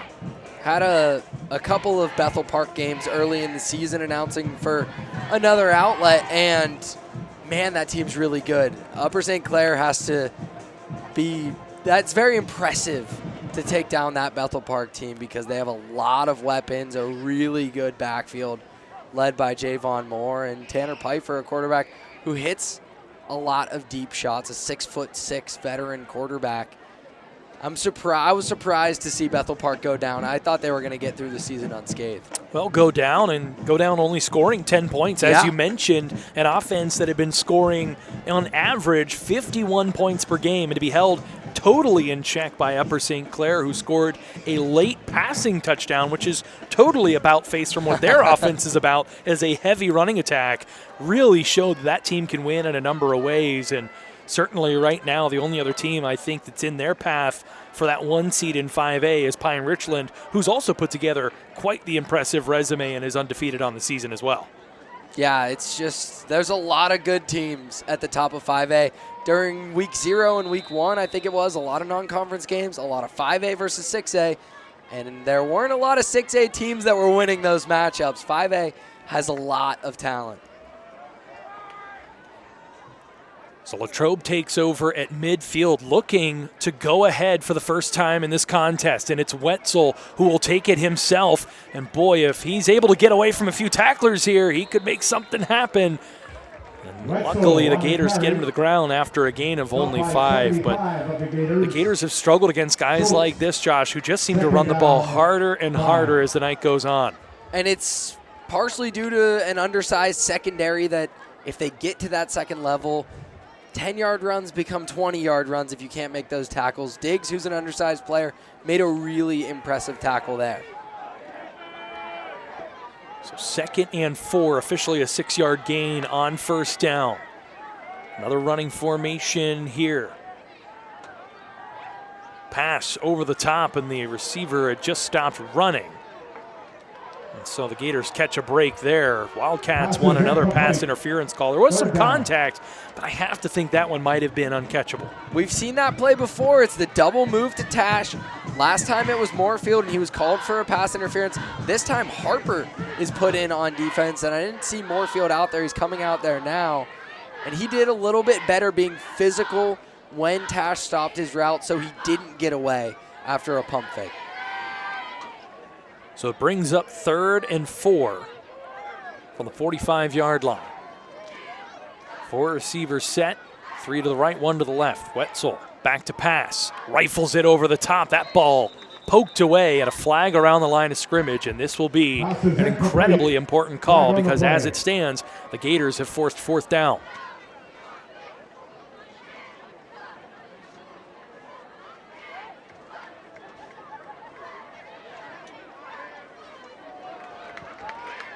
Hands to the face on the defense, and the drive will continue for Latrobe, and that's the 2nd time tonight, Josh, we've seen a drive continue for Latrobe based off a defensive penalty by the Gators.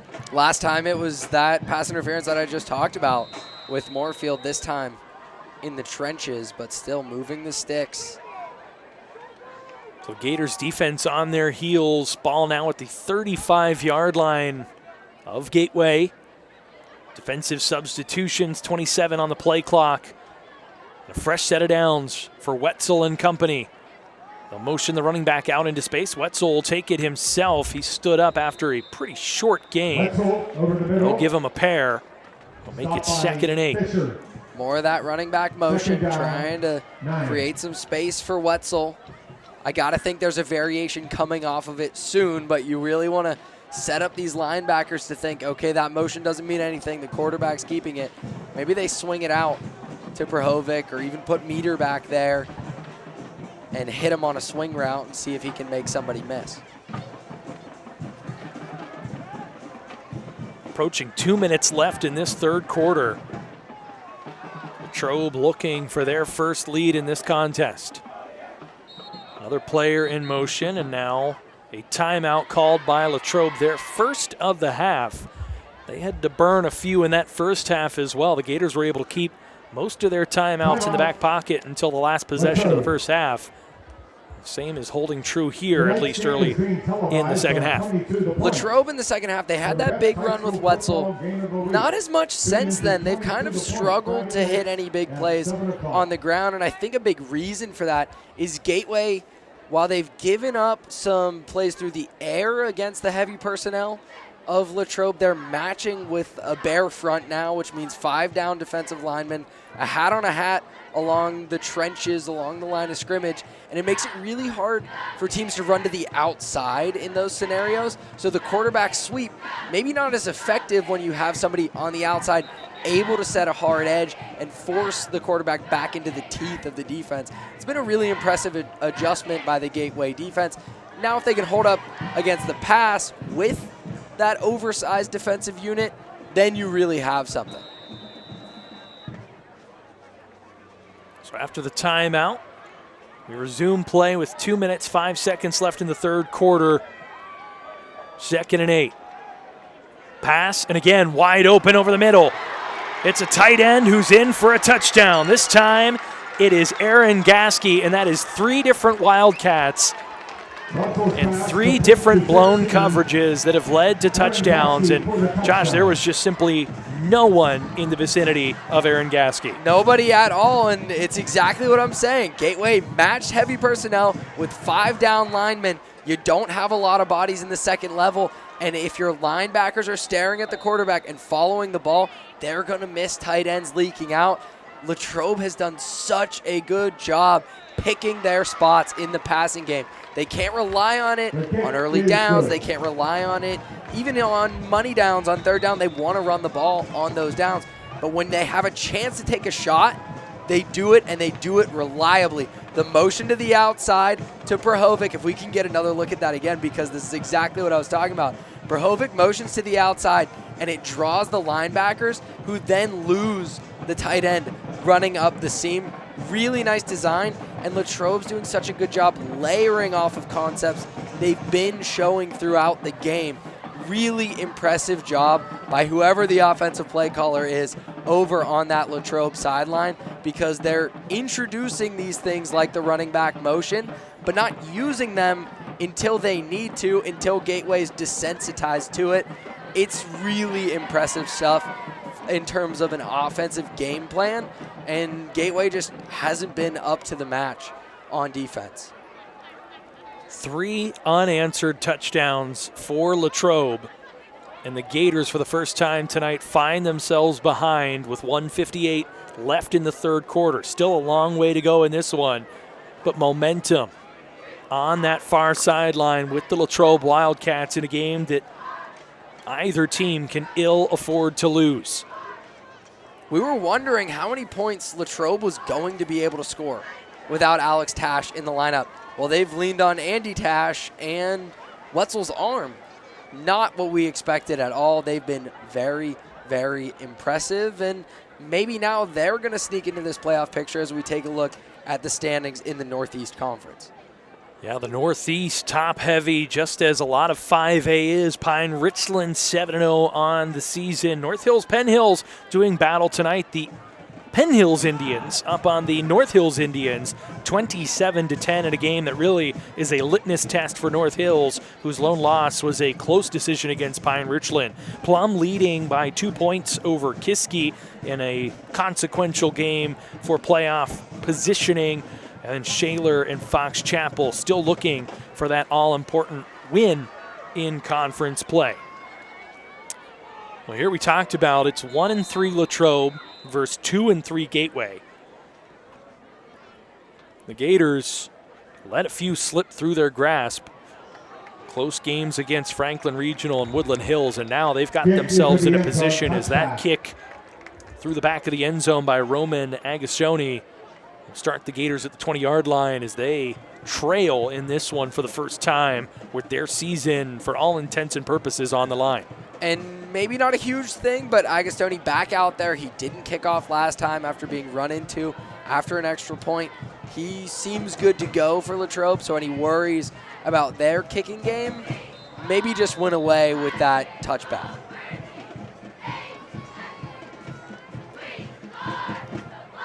Another low snap. Another design quarterback draw, and Kuchakis able to slide down after a moderate gain of about 4 on first down. I'm liking what they're doing with this quarterback draw. I just feel like Kuchakis could have had more if he wanted to cut that back up the middle. He continually wants to work to those sidelines, and I understand it as somebody who, you know, he's an undersized young quarterback. I get why he wants to seek those boundaries. Quick pass. But he's leaving some yards on the table. Pass out to the outside.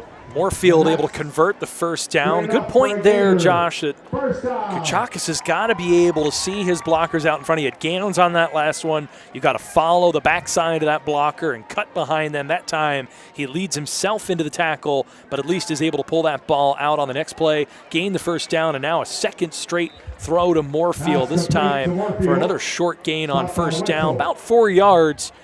Suppose you'll take that every time, but Moorfield absorbed quite the hit on that one. Is a little slow getting up, but it looks like he'll remain in the game. Yeah, another huge hit. Take a look at the replay. Tash was in there. These are some hard-hitting safeties for Latrobe, Wetzel, and Tash.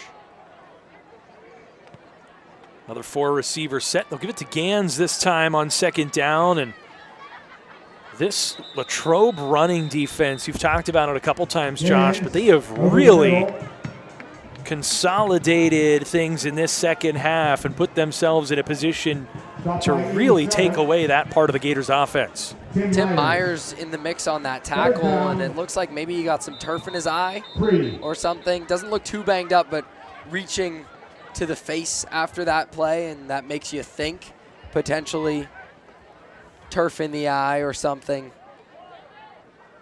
So clock will stop with 16 seconds left here in the third quarter, and the Gators facing a 3rd and 3 on a drive that they'd really like to materialize into points. Down 7. Gators scored all their points in the first half, took a 21-7 lead into the halftime break, or 21-14 actually, excuse me. There was a touchdown with a little under 2 minutes to play. The Gators got the ball back, worked it inside Latrobe territory, but simply ran out of time. And so now it's been 3 consecutive touchdowns by Latrobe in this one. Gateway hasn't been able to use their tempo to their advantage in a while, and that happens when you can't string together multiple first downs. If they get one here, I'd like to see them try to speed up that pace, especially coming out of a stop right there. Try to keep the Latrobe defensive line on the field and see if you can get an advantage that way. Big third down for the Gators. They'll hand it to Gans. Gans able to get up close to that line to gain, but he's not going to get there.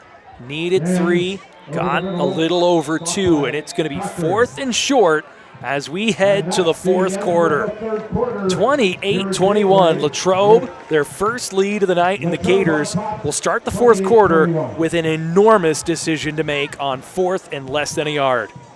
A lot of time to think about it. What would you do?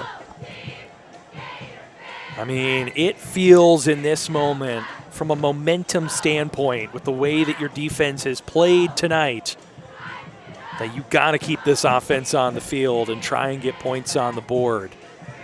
I always pull from the third down play call to indicate what you're going to do on 4th down, and I think an inside run like that to Gans, who you trust a lot to try to gain 3-4 yards, but a run up the middle like that with Gans indicates to me you have 2 plays to try to get this yardage, and you're going to go back to Gans here on 4th down. It looks like they are going to keep the offense out there.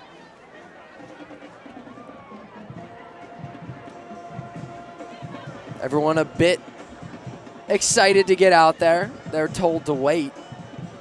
And so while we have a moment, we'll take a look at what you can look forward to here on GatewayGatorProductions.com. Hard to believe that within the next 6 to 8 weeks, we're going to head into winter sports as we have just one regular season football game left. We are not sure what the Gators' postseason hopes hold at this moment. Certainly, if this result holds, it will take a major blow and likely will eliminate the Gators from playoff contention.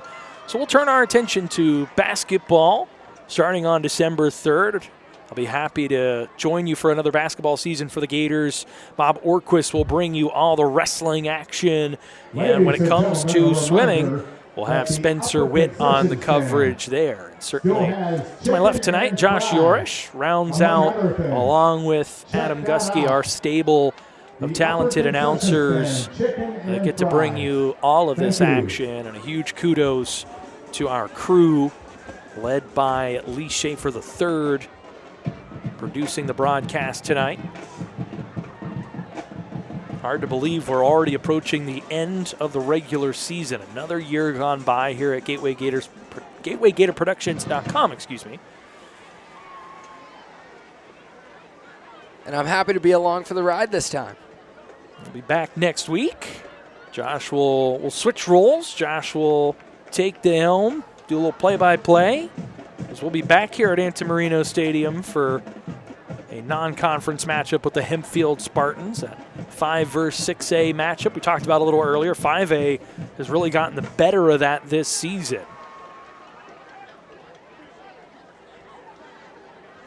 By this time next week, we might have a good idea if that will be the last game of the season or not for the Gateway Gators. As we continue to wait, as we talked about earlier tonight, a plethora of different crews covering this game tonight. So we have some longer than usual stoppages due to television and media timeouts.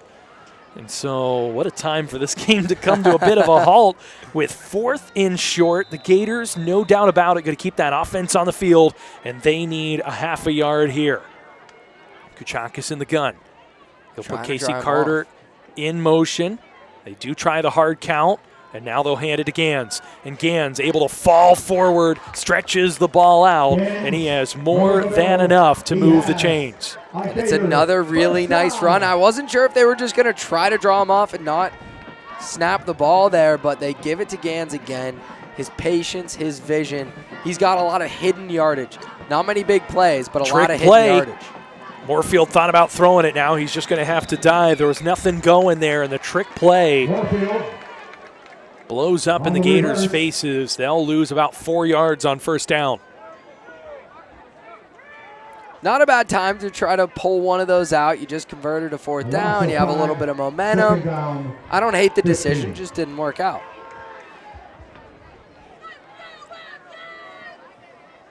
Second and 15 on the scoreboard officially. Play action pass.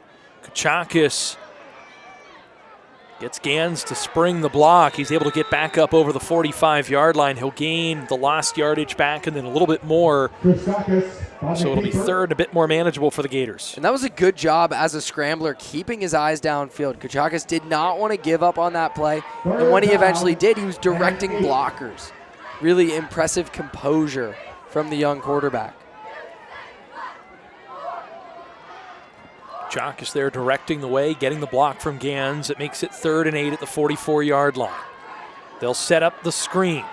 Gans takes a step back, allows his blockers to get in front, and he gets up once again close to first down yardage. And if they went for it the last time, you'd have to believe they'll go for it again, but they won't have to, or will they? We are getting some mixed signals here, and finally it is a Gateway first down. So I can get excited about that Amari Gans run. He backed up behind his offensive lineman. That is patience. I've talked about it all night. Really, really impressive stuff in the passing game. Gives a fresh set of downs for the Gators, who will go to the air again, across the middle of the field, taking that deep shot. And again, they just can't connect on it. That time, really good defense there. Draped over Moorfield was Danny Noonan, who was able to break that pass up. Kuchakis finally hit the throw. This is the perfect throw, and he didn't have him open that time. Really, really good coverage. As you mentioned, that's the throw they've been trying to hit all night. On the money from Kuchakis. I think you got to run it again.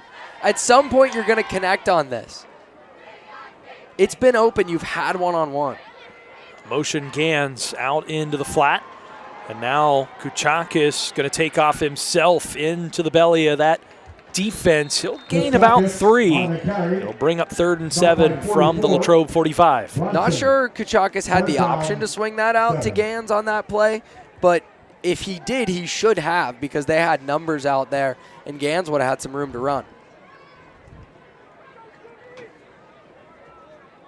Clock continues to run. We're a little over 90 seconds into the 4th quarter. Ball still right around midfield. Wonder if this is 4-down territory. Should the Gators come up short, they'll hand it to Gans. Gans with a nice hole. He's able to get up close to that line to gain, but he's going to be bottled up. A second surge gets him close, and they're going to mark him at the 39-yard line. Again, for the second time in this drive, the Gators will face a 4th and short situation. Thought Gans was finally going to break one. No patience that time. Saw the hole, hit it hard. Really good tackle by Cochran to not just bring him down, but to pull him back so he couldn't get the momentum across the first down marker. 4th and less than 1. Ball inside the 40 at the 39. They'll hand it to Gans. Gans, stutter steps. Did he get there? I'm not sure that he did. Gans, over the middle. He did not. Latrobe with the big-time stop. and the momentum just continues to flow over to that far sideline. Gans has been a really good option in the running game. Just impressive stuff from the defensive line and the linebacker. Number 6, Jack Dernjevich, breaking through the offensive line. He blew that play up. Gans has been reliably getting that yard all night. You can't disagree with the play call. The Gators have been able to move that pile enough. You have faith in your senior running back and a veteran offensive line. That time just doesn't come to fruition as a flag flies in. Movement early on the offensive line. It's going to be on Cody Krall, the 5'11 senior offensive lineman. So the Gators season hangs in the balance with 9:24 left. They need a stop on this drive to avoid going down 2 scores. After a strong start to this game defensively, they have now given up 3 consecutive touchdowns, 4 overall on the night, 3 through the air. Spread formation, keep an eye out for the QB draw. Wetzel going to do just that. He is met with force and dropped. Who else? Mark Knight. Anytime they've gone to 5 receiver sets tonight, they've wanted to set up the QB draw. Gateway finally got wise to it. Good stop by Knight, doing it all himself there. Wrapping and dropping Wetzel well behind that front line to gain the penalty yardage. Push them back. Wetzel gets one of that 5-yard penalty back. We'll bring up 2nd and 14, and Latrobe going to be happy to let this play clock wind under 10 with a 7-point lead here in the 4th quarter. Motion man is Dernjevich, who came up with a big 4th down stop. Wetzel going to run it again, falls forward. Still not a lot happening there. Now Latrobe going to be forced with a 3rd and 13. And that's an important stop for Gateway because Latrobe brought in their multiple tight end formation, and Gateway didn't bring additional defensive linemen to match it. They stuck with the 4-down defensive line, and they were able to get the stop in the run game. They need to be able to stop the run with just 4 defensive linemen so they can protect against the big pass plays that they haven't been able to stop. Now the Wildcats in what is almost certainly a passing situation. It is an empty set with Wetzel. And there was some movement early. It looks like the tight end got an early jump off the line. That was Aaron Gasky who hauled in that last touchdown. So that'll take 3rd and 13, turn it into 3rd and 18. And now the Gators just got to keep their heels on that 1st down marker. Try to keep things in front of them. Try to get some pressure on the quarterback, knowing that this will be a passing down. Little early to take your foot off the gas, certainly, if you're Latrobe, but you do not want a turnover here. You're happy with a punt. I'd keep the ball on the ground. See if Wetzel keeps it himself. He does have a sidecar running back. They'll fake the handoff, throw the screen. It's Tash.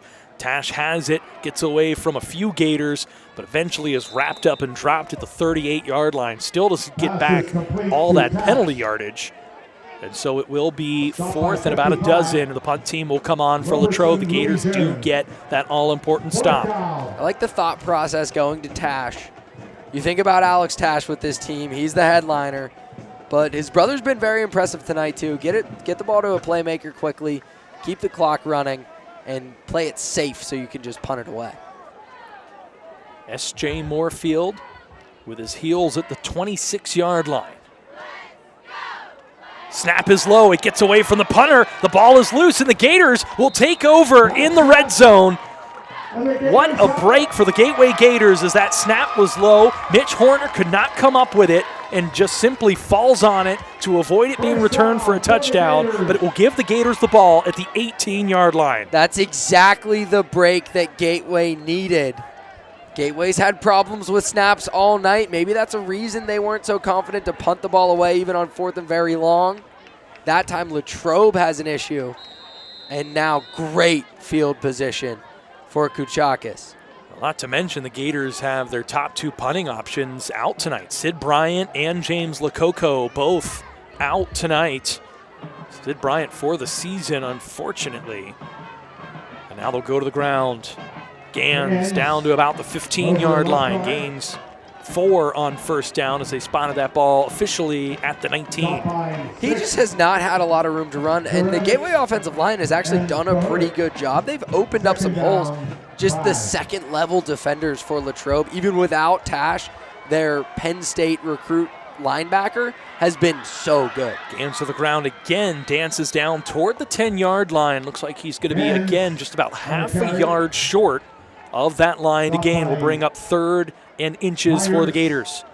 This is Le'Veon Bell stuff right there. That's exactly the style runner that Bell was for the Steelers when he was at his best. 3rd and short. They'll give it to Gans again. No, Kuchakis keeps it, and he is walloped in the backfield. Oh, goodness, that is disastrous for the Gators.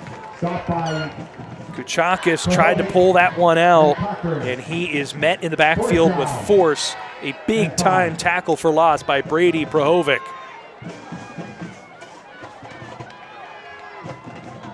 Not sure it was the worst decision to pull it. The way the defender was pursuing Gans, but he just played it really well and was able to change direction. 4th and 5 now. Ball at the 15. Low snap. Kuchakis has it. Needs to get rid of it quick. Gets it to Gans, but Gans going to be dragged down. Not enough space there. Latrobe read it perfectly, and the Gators end the drive exactly where they started it, just inside the 20-yard line, and they come up empty. Jack Durnjevic again. He made the stop on the last 4th down, and look at him pursue Gans. It was a good throw from Kuchakis. I think a pretty good design, too. Just get the ball to a playmaker in space, but Durnjevic pursued it really well from his linebacker spot and was able to make a one-on-one tackle in space. Not an easy thing to do against Amari Gans. And we got our answer about the kicker, because they had a chance to kick a field goal there. May not be the best decision down a touchdown, but they had an opportunity and decided to keep the offense out there. I think that's the exact right decision. You got to go for the tie here, especially with the fact that you're going to give the ball back to Latrobe. If they're able to score on this drive, that makes it still only a 1-possession game if you score the touchdown, as a field goal would still make it a 2-possession game. And we may very well still end up there as the Gators come up empty, and Latrobe with 5:12 left going to get the ball back at their own 17-yard line. You have to get points out of that break. It was such an excellent opportunity after the muffed snap by the Latrobe punter Harner, and it goes squandered there because of 2 excellent defensive plays. Kuchakis probably should have given it to Gans, but it wasn't a terrible read to pull it the way that Prohovic was pursuing Gans. He was just able to also play the quarterback, which is impressive to do by a linebacker, and then Durnjevic to pursue Gans and get there in time on 4th down.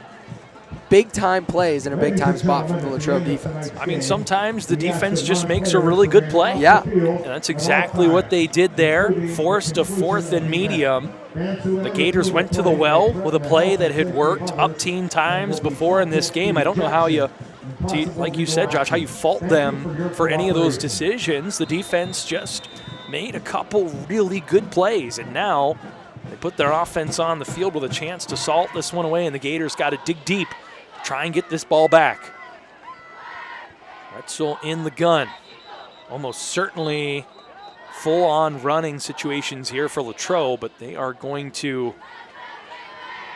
back up a few here. Another false start, and procedural penalties in this 4th quarter, Josh, have been a bit of an issue for Latrobe. They've shot themselves in the foot now on 2 consecutive drives. Yeah, this is a team that had all the breaks kind of go their way with some big plays, some blown coverages. They've just been cleaner throughout, but now that's starting to unravel. And maybe that's exactly what Gateway needs to crack the door open. 1st and 15. Clock stops with 5:11 left to play here at Antimarino Stadium. Handoff No, kept by Wetzel, and he is dropped. Amari Gans read that perfectly, and now Latrobe has to be careful because they are stopped back within their own 10-yard line. Forward progress will have it at about the 8-yard line, but boy, what a play by Gans. That absolutely should have been a give by the quarterback that time. He pulled it, and an excellent tackle. Gans was in the backfield immediately, and that's exactly who Wetzel should have been reading. When he saw him all up in his business, you got to give that to the running back. 2nd down and 20. Now Latrobe way behind schedule. Wetzel will take it over the left side, gets back to about the 10-yard line, but tough sledding there. The Gators well up to the task and stop after a short gain. Nice tackle there by Craig Schultz, running away from Gans. They don't want to let him make another play, but Schultz able to get off of his block well and make the stop. Now 3rd and very long. Clock running, but Gateway's probably going to get the ball back. 3rd down, 16. Nothing certainly a guarantee. Latrobe has caught the Gators sleeping on a couple different occasions. The ball toward the tight end. That time they'll just hand it off, play it safe, and bring the punt unit out as they will get stopped. And boy, all eyes and attention going to be on this snap upcoming. Nice stop there by the Gators defense. 55, number 54, Roberson Louis-June, Kayan and Bandy. And now you get a bad snap here. Not only does this get away from you, but you're putting 2 or 6 on the board. So they have got to be very mindful, the Latrobe punting team does, to get this snap off and kick off cleanly. But either way, no matter what happens, the Gators should end up with really good field position here again, Josh. Yeah, both of these teams were kind of moving the ball at will in the first half, and even through much of the 3rd quarter, it was an up and down game. But now it's been a field position battle, and Gateway's been winning that. They've been able to back Latrobe up, even if they didn't have success on a couple of 4th downs. They're playing the football game on their side of the field, and eventually you feel like they might just break through. S.J. Moorfield going to put his heels at about the 47-yard line, and once again, Latrobe going to kick this one away. Moorfield picks it up and spins into a tackler, but he's going to have the ball inside the 35-yard line down to the 34. So with 3:41 left on the clock, the Gators have plenty of time. They have 2 timeouts, and they have the ball in enemy territory to start this drive. That was an impressive tackle that time by Vince Gasky. Moorfield really wanted to make a play. Maybe that was an opportunity to just fair catch that one. You don't want to risk turning it over. But he saw a chance to make a play, and while wrestling with a blocker, Gasky able to bring him down. Interesting. Again, we see a media timeout pull the teams back off the field, and you see some frustration from the Gators offense for a team that loves to just get out and go. Yeah. There's been a few of these where they've had to stop. So while we stop, we'll take a look once again at the Big East Conference standings and how things look in this all-important game where the Gators trying to stay in that conversation of that 4th place slot in the Big East and a chance to get a wild card. They lose this game, they get leapt over by Latrobe, who would be 2-3. Gators would fall to 2-4. Latrobe would have that head-to-head win. They'd have a better record out of conference. For all intents and purposes, the path to the playoffs becomes near impossible for whichever team drops this game, especially with Kiski playing well. They're in a dogfight with the Plum Mustangs tonight, trying to get their record to 4-5. They still have a conference game to go. Elsewhere, Penn Trafford blew out Armstrong. They moved to 4-1. And at last check, Woodland Hills was up a couple scores on Franklin Regional, well on their way to 5-0. And a chance to take at least a share of that Big East crown, which the Gators won unanimously last year, going 5-0 in conference. Kuchakis pulls it out at the last minute, gets it to Casey Carter over the middle. Carter continuing to drag defenders, has to hang on to that ball as he is getting ripped at. But he is down to the 11-yard line, and boy, the biggest throw from Kuchakis on the night, throws into traffic over the middle of the field, hits his tight end, and moves the chains. This is borderline slow mesh like we see Wake Forest run in the college they're going game. again quick here. A flag is on the field. Kuchakis dragged down at the 9. And with a flag in the backfield, we will likely see this come back. The Gators went incredibly up-tempo there. No huddle. It's going to be an illegal shift on the Gators. That's typically the pace they like to play at. They haven't done it that much tonight, so I wasn't ready for it. Maybe the Latrobe defense wasn't either, but the Gateway offense with another procedural penalty. You're kind of in a weird spot if you're the Gators because you want to go fast, but if you score very quickly, you give Latrobe time with 2 timeouts left, where it may behoove of you to run this clock a little bit. And another killer penalty on the Gators, and the penalties made it tough sledding when they got the ball down here on the last drive. And again, both of these teams coming down the stretch playing a bit sloppy, Josh. Yeah, Raffon again. That's the second time we've seen him be the last one to get the play started as the center. He's been struggling with the snaps a little bit, working really hard on the sideline to get that problem fixed, and now another procedural penalty. So 1st and 20, the ball pushed back to the 21-yard line for the Gators. We'll hand it off to Gans, and Gans going to get swallowed up, no gain, and they're saying the ball came out. Latrobe is saying that they have it. We're waiting for the signal.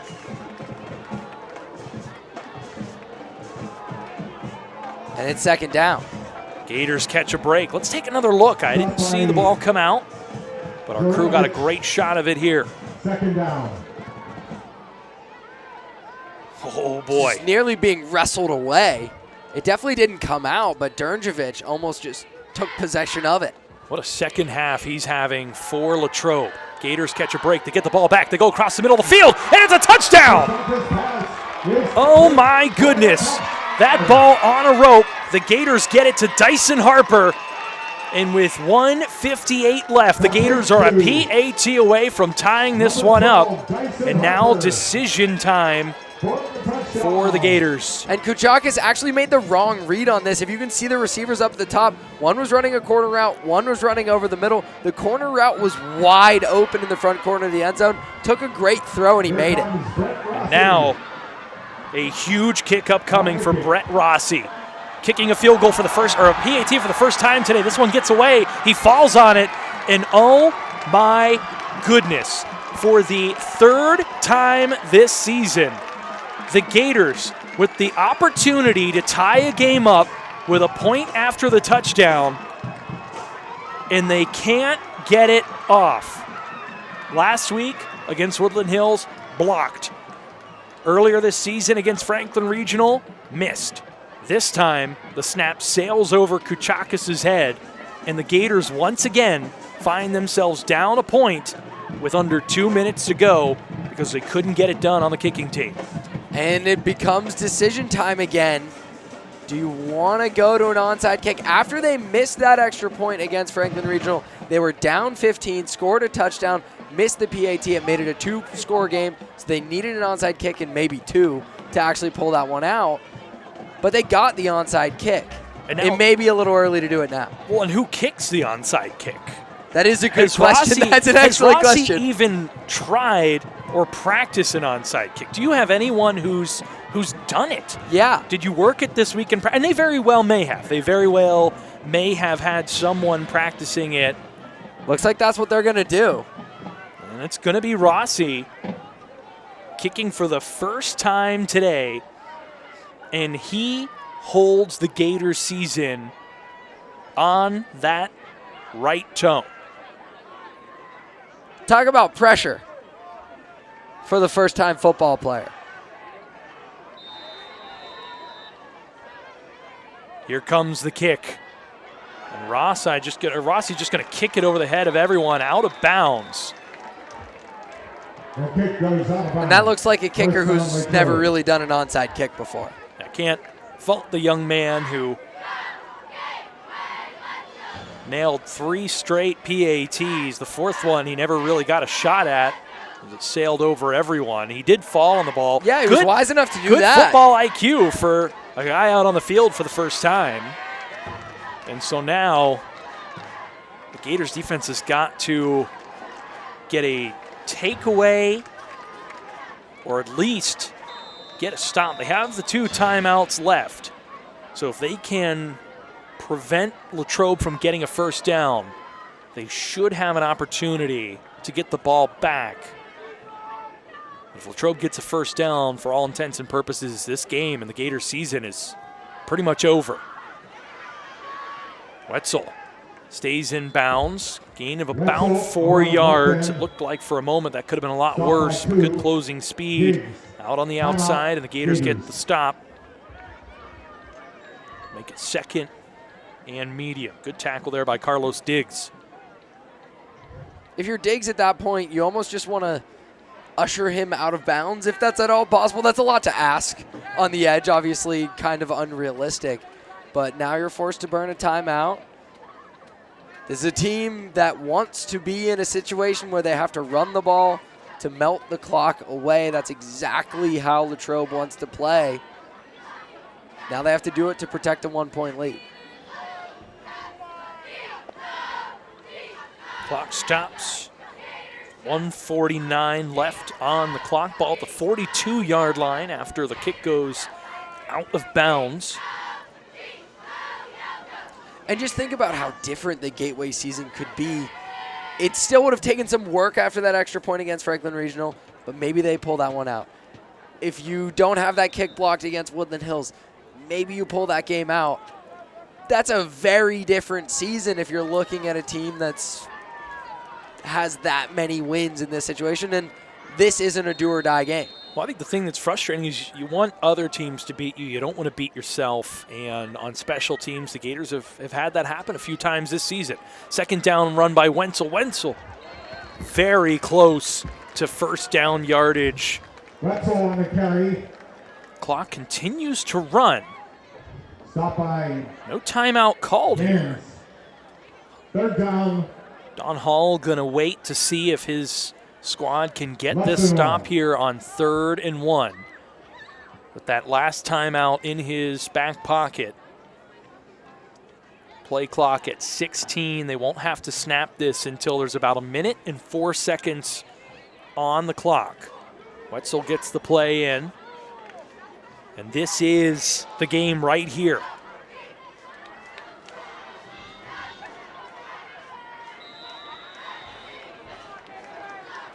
And what is this call here?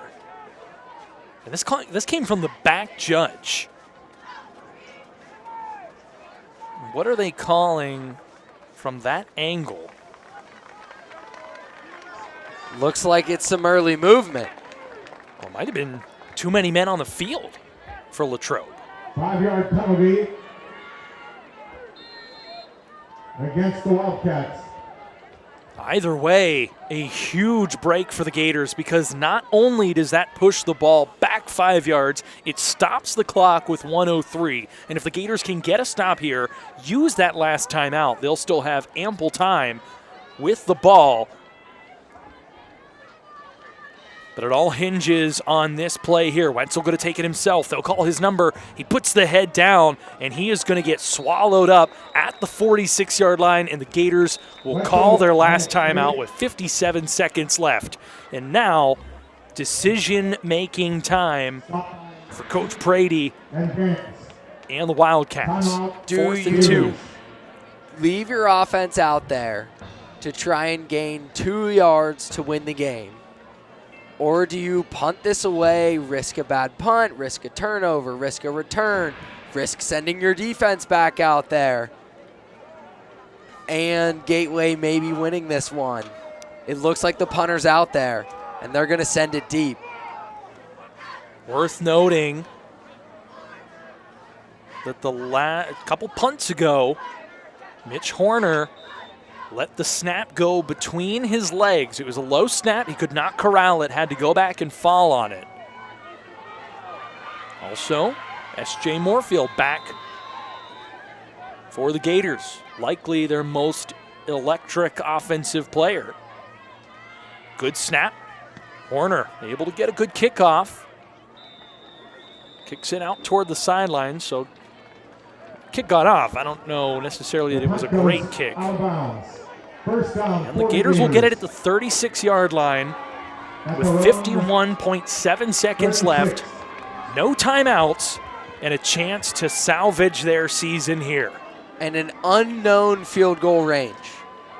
A kicker who's never attempted a field goal is 3 for 3 on extra points. Where do you consider it if you're Don Hall? Do you consider it at all? Do you trust your offense to get you all the way into the end zone? A lot of tough decisions on that Gateway sideline in the next minute. Kuchakis in the gun. Gans to his right. 3 receivers. They fake the handoff, and now Kuchakis has to get out quickly. He'll get it to Gans, and Gans going to wisely get out of bounds, close to first down yardage.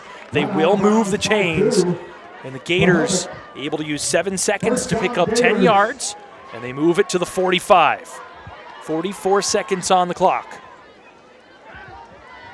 Impressive play there from Kuchakis to evade the rusher and get the pass off. And a good catch by Gans, backpedaling away from it. Another low snap. Kuchakis has time. There's the post route into double coverage. They wanted a flag there. There was a little bump in there as that ball came in to Wade Lewis, but I think it was thrown so high that they weren't going to pull the flag out on that one. So it'll be 2nd and 10 with 38.5 left. I'm not sure Gateway is going to get one-on-one on the back end like they have all game. Latrobe has gotten wise to that post route, and right now they need to keep everything in front of them. Snap is clean. Kuchakis steps up in the pocket. Has Lewis again over the middle of the field, but this time going to go out wide. Has a receiver open inside the 30, down toward the 25-yard line. Now the Gators got to get up and clock it. Wow, that was impressive by Kuchakis, keeping his eyes downfield. A young quarterback does not do that. Clock stops. They're getting the chain crew here together. They get it clocked with 19 seconds left. Ball now at about the 26-yard line. That is impressive quarterbacking by the youngster. So many quarterbacks would have just taken off and ran. Instead, he kept his eyes downfield, and eventually he found Harper and delivered a good throw, which has to be at the other end of that. I believe, and we'll see if they adjust it, that the clock ran erroneously a few seconds before they were able to clock that, before the chain crew got that set. Although it looks like they're not going to reset it. 19 seconds left. This crowd rising to its feet.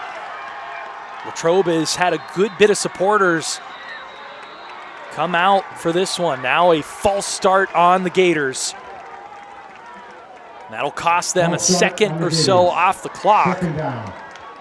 So not only do they lose 5 yards, they lose about 1.2 seconds, which at this point in the game is a valuable currency in a lifetime. If it's the difference between them being able to clock the ball or not, or get an extra playoff. So here we are, 2nd and 15, ball at the 31-yard line, right hash. Kuchakis, time to throw, sets up the screen, that's in play, and the Gators are going to have to get up quick to clock this one. 8 seconds, 7 seconds, 6 seconds, 5, and they get it with 4 seconds left. I can't imagine that they would send Rossi out. So we are going to have a 4th down play at the 31-yard line, where the Gators will try and get this ball into the end zone to keep their playoff hopes alive.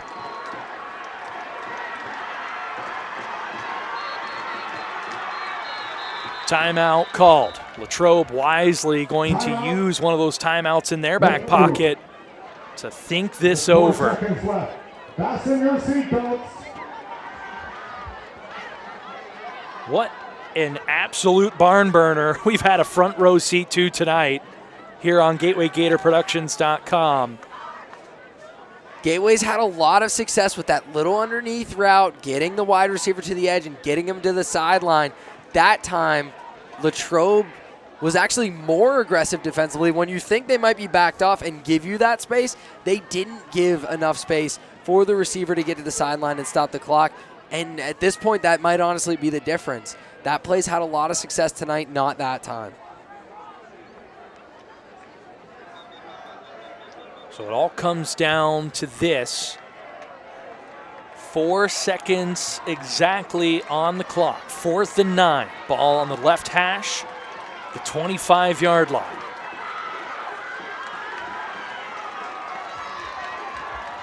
Gators have no timeouts. This is your ball game.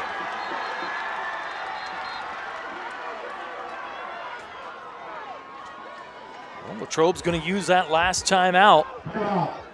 They wanted to get another look. Can't take him with you. Make Gateway go to potentially its 3rd play here. Latrobe had 3 safeties back deep. It looked like they were maybe only going to rush 2. A lot of players in coverage. Got to think this has to be a shot to the end zone. A player like Harper, 6', 175, maybe he's a target you want to look for. You want to look for a bigger body in the end zone. So maybe a tight end, Mark Knight, 6'1", 210. If he can box somebody out. Well, this is where you've seen Kuchakis have some success rolling out of the pocket, extending the play with his legs. That first touchdown pass to Harper was a play where Harper picked up on Kuchakis rolling out, was able to elongate his route, cut back to the corner of the end zone, caught the touchdown pass. So maybe that's the recipe for success here. Kuchakis, with only 2 down linemen coming after him, able to keep this one and allow his players to get into the end zone. Here it is, 4th down, Kuchakis, all kinds of time. Uncorks this one to the end zone. Incomplete. Latrobe hangs on. Was looking for Amari Gans. I was looking for a holding call in the backfield. There wasn't one. No flag thrown. It was fairly blatant on the right side, a hold, if you can see it there. Definitely should have drawn a flag, didn't. So Gateway had another opportunity. Just so many players in coverage. You have to throw something up. You trust a player like Gans. It's not a bad decision from Kuchakis. Just an absolutely brutal break for a Gateway team that's lost 3 games because of extra points. And that's not something that you build into the equation preseason. An impressive win from Latrobe. I was really impressed by what they did offensively, like I've talked about all night. The quarterback run game is centric to everything with Wetzel, but the way they built off of it using motion, introducing play action, there were a lot of coverage busts for Gateway, but in a lot of ways they were forced by the pre-snap action from Latrobe. It was a masterfully called game, but if you're Gateway, you're kicking yourself. You get out to a 2-touchdown lead, and the game ends this way on a high snap on an extra point that you just couldn't convert with a brand new kicker. You thought that would be the problem, and it wasn't in that operation. It was the snap.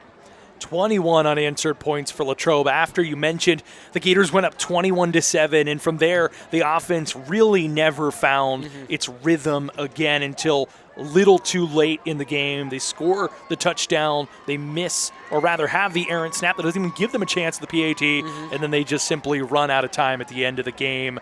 And now the Gators are at the mercy completely of the wild card selection committee, but I'm not so sure that they even have the resume to get themselves in that conversation. Yeah, they have a lot of close losses, right? And impressive losses is an interesting word, but they tested themselves early in the non-conference in the regular season. Those losses don't hurt you as much, but ones like this just really ruin your chances of making a playoff run, and on such slim margins for this team that came into the year with high hopes. A freshman quarterback after Brad Birch retired, and you kind of, not retired, advanced to the next level. My apologies. I saw the look. And you have an answer with Kuchakis. He was very impressive tonight, played really well, but just razor-thin margins, and it looks like the Gators are going to be on the outside looking in. Well, you know, something to think about. You do have a freshman quarterback. Yeah. You did go down your best player going into the season. And with Kuchakis, it seems like you really have something that you can build on with a young man who can throw, he can run. He's shown the ability to extend plays and make things happen future does look bright. Yeah. It just didn't materialize this season. And like you said, some incredibly close losses. Josh, your final thoughts before we wrap up tonight. Yeah, it was a contest of two teams we mentioned before without their best players. Gateway had all year without their best player on the outside, and Latrobe's had to kind of scramble to figure things out without Alex Tash. And I just thought they did a really good job being diverse on offense with a quarterback run-centric scheme. I'd be interested to see what they did the past couple of weeks because I can't imagine it was nearly as effective as this with those 3 straight losses. Impressive rebounding, and not so surprising that it took some time to figure out what's your identity without our best player. It seems like they found it tonight. If they get into the playoffs, it's a top-heavy 5A. You wouldn't want to play an unconventional offense like that in a really physical team. Well said, Josh, and thank you for joining us. We'll look forward to having you on the call Absolutely. again next week as the Gators take on Hempfield here at Antimarino Stadium. But until then, we'll sign off tonight, unfortunately, at the end of another heartbreaking loss for the Gateway Gators. For our entire immensely talented crew, I'm Vince Russo. Josh Yorish has been my broadcast partner tonight, and this has been a production of GatewayGatorProductions.com. One last time, your final score tonight, Latrobe Wildcats 28, the Gateway Gators 27, a loss here on senior night, and we'll see you next week.